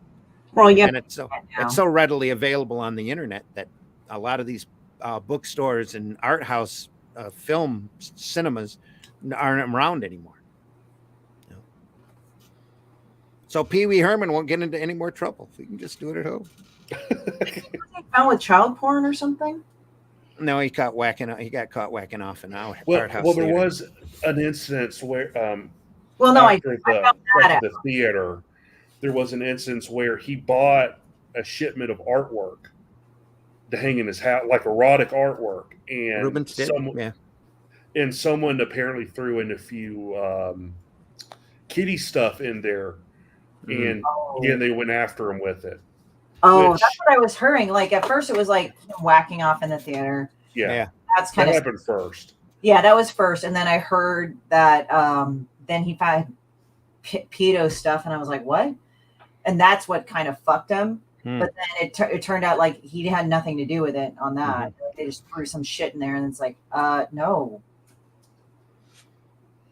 Yeah, Well, you but get controversial, you unfortunately- get vulnerable, and then any little Yeah. thing happens. You see the same thing happen to a smaller extent in the comic industry. Everybody wants to complain, or somebody thinks somebody's vulnerable. They just wait for them to say the wrong thing in the wrong way, in the wrong direction, and suddenly they're all over Twitter and complaining about it. So, It's kind of funny because now it's like I guess I'm just always controversial anyway, because I just do demon bitch, and people think people get mad at me, some people, and some people got mad at me about other things, and I'm like, well, whatever. yeah, people are going to get mad anyway if they can. So. Yeah, I mean, there's people out there that they're Aren't happy unless they're bitching. Yeah. Yeah. They just their whole meaning in life is being offended. Pointing fingers. The thing that I find funny is that like, now it's like I don't make any bones that I draw a fucking raw as comic book. I mean, if I did kid stuff, sure. I mean, I've done kid stuff too, but I mean, it's like people say you can't go back. It's like, look at Johnny Ryan. He did shit for Nickelodeon, and he draws like the worst shit ever. And I mean that as a compliment to him, by the way. So Johnny, if you're watching this, no, I mean, I love your shit, but it's like, it's fucked up shit. Like it's bad, and that stuff. Like, don't have your kids look at this shit. But he has a daughter. So it's like, I mean, it's kind of funny because it's like with that guy, you never hear anything terrible about him. Like he doesn't like molest anybody or rape them or anything. He's just like, I just draw shit, whatever. Yeah. It's always the squeaky clean guys you have to watch out for. Well, the guy. It's always the ones that complain that everybody else needs to be squeaky clean. That you have to watch out for. Yeah. Yeah, it's kind of like the really guys that scream about gay people worse. Like they say the worst things about gay people, and you find out, oh, you're latent homosexual too. Yeah. There was a senator. Where was it? That was like hardcore, against traditional marriage. Being gay is a sin, and then like he was caught soliciting sex in the bathroom. Right. And it's usually like young boys or some shit, or young men, borderline, and you're like, okay, there you go. You're compensating for something. I mean, I'm all about traditional family values. I don't think there's anything wrong with that, but it's just like I don't go around shrieking about it all the fucking time. It's like, man, this conversation's taken a very demonic turn. I mean, I'm just kind of laughing about it because it's like it's just some shit right there. It's like, yeah. As I said, it's funny because, like, as I said, I can't get over the fact that, like, some people didn't know I was into underground comics and punk. I'm like, what the fuck? Yeah. And it's like, it's not that I made a secret about it, but. Don't you read my stuff? Yeah. Well, it's like I'm not the only woman out there that does raw comics, but apparently, like, I'm the one that's kind of unashamed about it or something. I don't know. I mean, maybe there's other people that are more unashamed about it, more women that are unashamed about it. I don't know, but I'm just the one that just draws demon bitch, and it's like, fuck you kind of thing. Sure. Yeah, I don't know how many times when someone finds out that I do comics and I they ask me what I do, and I tell them, and they're always like, "Oh, I'll never let my kid read that." And I'm like, "I hope you don't." Yeah. Yeah, I mean, it's just like, as I said, it's like the subject matter, like with Demon Bitch, it's kind of weird. I let people read it first. And after they read the whole book, they go like, I'm going to bring this to my kid. I'm like, okay, you do that. That's a parental decision I don't want to be no part of. Yeah. Yeah, I mean, it's like if the kid is 13 and like he's looking at it, it's like, I can't make you look at it. Sorry, Like I've done that, and like they've been cool enough to do. They're like one girl, like she was like, I said, I'm sorry, you're obviously young. I don't think this was a comic that you should look on your own unless you're with your guardian. She said, no, that's okay. And she saw the word bitch. She's like, because she knew exactly what the fuck it was about. Mm-hmm. That was the best thing ever. But I couldn't just go and say, you can read the comic. I mean, I've read worse shit when I was younger, but that was me. I did too. That was my discretion because I read whatever I could find, especially if it was in comic book form. I sat and read it. Yeah, I mean, it's just like, as I said, it didn't fuck me up, but at the same time, I can't make that call for everybody else's kids. Well, I ran a chain of adult bookstores for quite a while. Oh, shit. That's funny. Up here, and right during that underground comics period, there were some really good adult comics right before Penthouse Comics came out. And some really hardcore, really just different comics. I read them all. Didn't matter. It was all good. So I tell people one of the best comic strips ever out there, slice of life strips, is Wendell by Howard Cruz. If you ever find a collection of that, it's amazing. I think I've seen that. I'm just trying to. Cruz's work is incredible, very tender, just beautiful, and he talks about his relationship with his partner, and at a time, especially when that was really controversial. Oh, he's gay. Yeah. Okay. Because sometimes now, like when you say partner, it's like. Well, anymore, everybody, there's so many people out there that aren't one gender or another. It's a spin the wheel of 31 different genders, like Baskin Robbins. But what I'm saying is, like, the whole like, because now like heterosexual couples can say partner too. Okay. Where back in the day, it was like more of like, okay, I'm gay, so here's my partner. That was kind of their thing, This was before any of the gay marriage stuff that was going on, and he addressed all of this stuff. If it was happening in the gay community, and back during the period that I was running the adult bookstore, the AIDS situation was just coming in and to the forefront. He just ran into it head on. It's just a great slice of life strip of a slice of life I was never, privy to until I read it. So there was one that I forgot what her name was, and I read it when I was a lot younger. It was, I think, pardon me for saying the title, it's just how I remember that it was called Dykes or something with an exclamation. Yeah, Alison Blackdell, I think her name is. Yeah, it was a pretty good comic. Like, it was a slice of life too. Like, I remember reading that shit back in college, and it was. I read it. It's really good. Yeah. I related a lot to it, just dealing with psycho ex-girlfriends, because a lot of that book was dealing with psycho ex-girlfriends. I was like, oh, I kind of know what she's talking about when she talks about this. And for those of you in the betting pool that had Scott Rosema in our third portion of our program, it is officially a split pot. We have his camera here, but he is not here. So, Christy, tell folks how they can find you. You can find me at San Diego Comic-Con all throughout the days in small press at Nelly-05. Okay, so that's if you want to see me in person, and if you have a ticket to Comic-Con. If you do not, you can find me on Linktree for Tor Studios. And that's where you can buy all the shit, including the shit I just had for the Kickstarter. It's called You All Suck. Make sure you get your copy today. And I will personally deface it. I actually have the hardcover available too. Sweet. Mitch, tell folks. Down. Pardon? Huh? I had to sling those fuckers down in my car. I had to carry like 4 boxes full of books. I'm like, how the fuck did I do that without dying? But apparently Pilates helps. Yes, it does. Mitch, tell folks how they can find you. You can find me at Linktree / Celtic Cross Studios, where you can find my website, where you can buy some of my stuff, and my online comics, which you can read for free. And if you're interested in getting a hold of Scott Rosema, you can find him on Facebook. He does have a magazine, a new publication out called Errantry, that if you catch him at a show or if you want to talk to him, it's a great sword and sorcery title. If you want to get a hold of him on his Facebook page and tell him that you want a copy, it's $6 and a few more bucks for shipping. He'll tell you what it is, but it's a great book and you need to check that out as well. And we're sorry, apparently Scott won't be with us for the closing, but we appreciate him coming on anyway. We can't find him right now. That's the thing. He's upstairs doing important things. So he's doing it for his wife, not like that pervs. Anyway. Exactly right. Happy wife, happy life. Mm-hmm. That's the way that works. Want to thank everybody in the chat. Want to thank everybody out there who's been listening to us. Make sure you hit that like and that love button up there. And if you haven't gone over to the Ragin 2 YouTube channel yet, please do so and subscribe. We can use all the subscribers that we can get our hands on. Hopefully someday we too can take on super chats and be a bigwig channel. So go over there and subscribe. Tell your friends about the programming over here. If anybody you think might enjoy this kind of talk, just go over there and turn them on to what we're doing. I want to also make a programming note that beginning in August, Dispatches from Outside the Box and the ZimmCast will be on 8 p.m. instead of 9. We're going to go back for an hour just to see if that helps our audience base any and our listening base, our live listening base.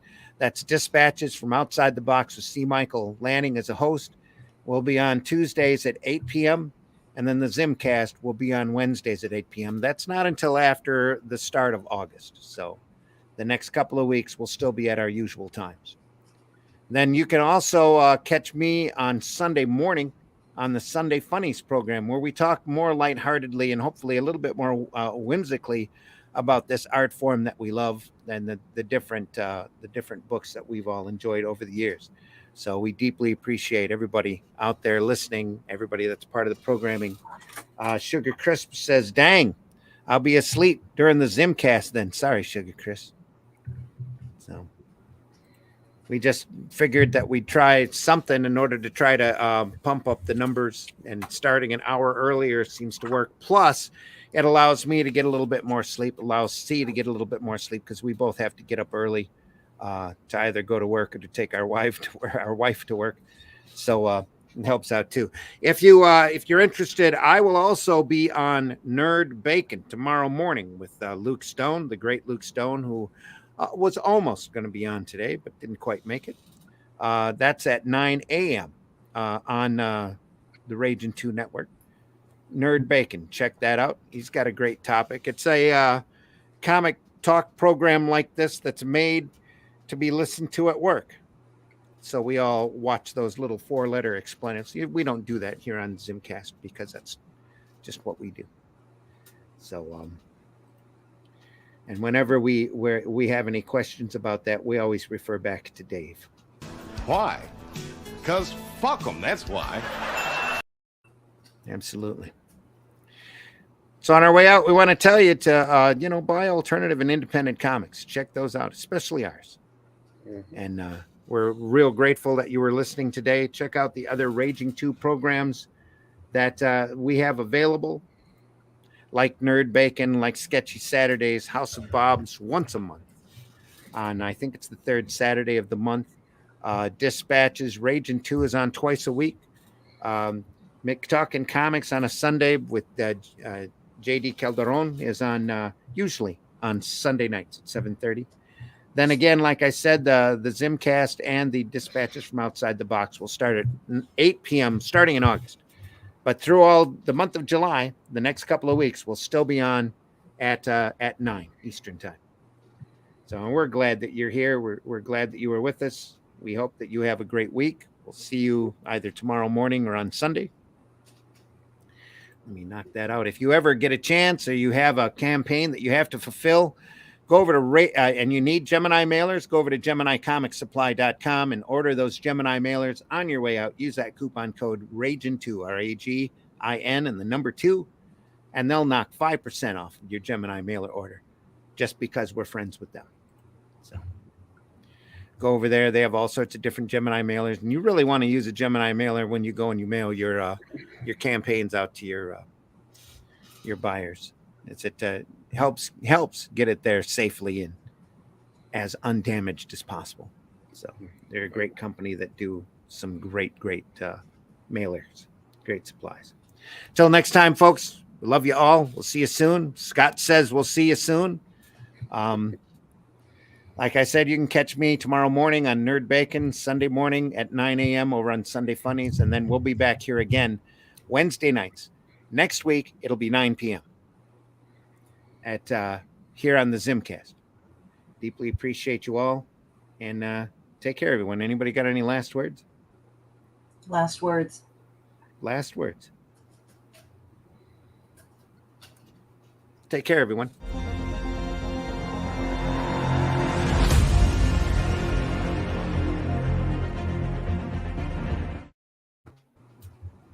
Oh, I hit that button and it didn't go through. Here we go. Harry, what is it?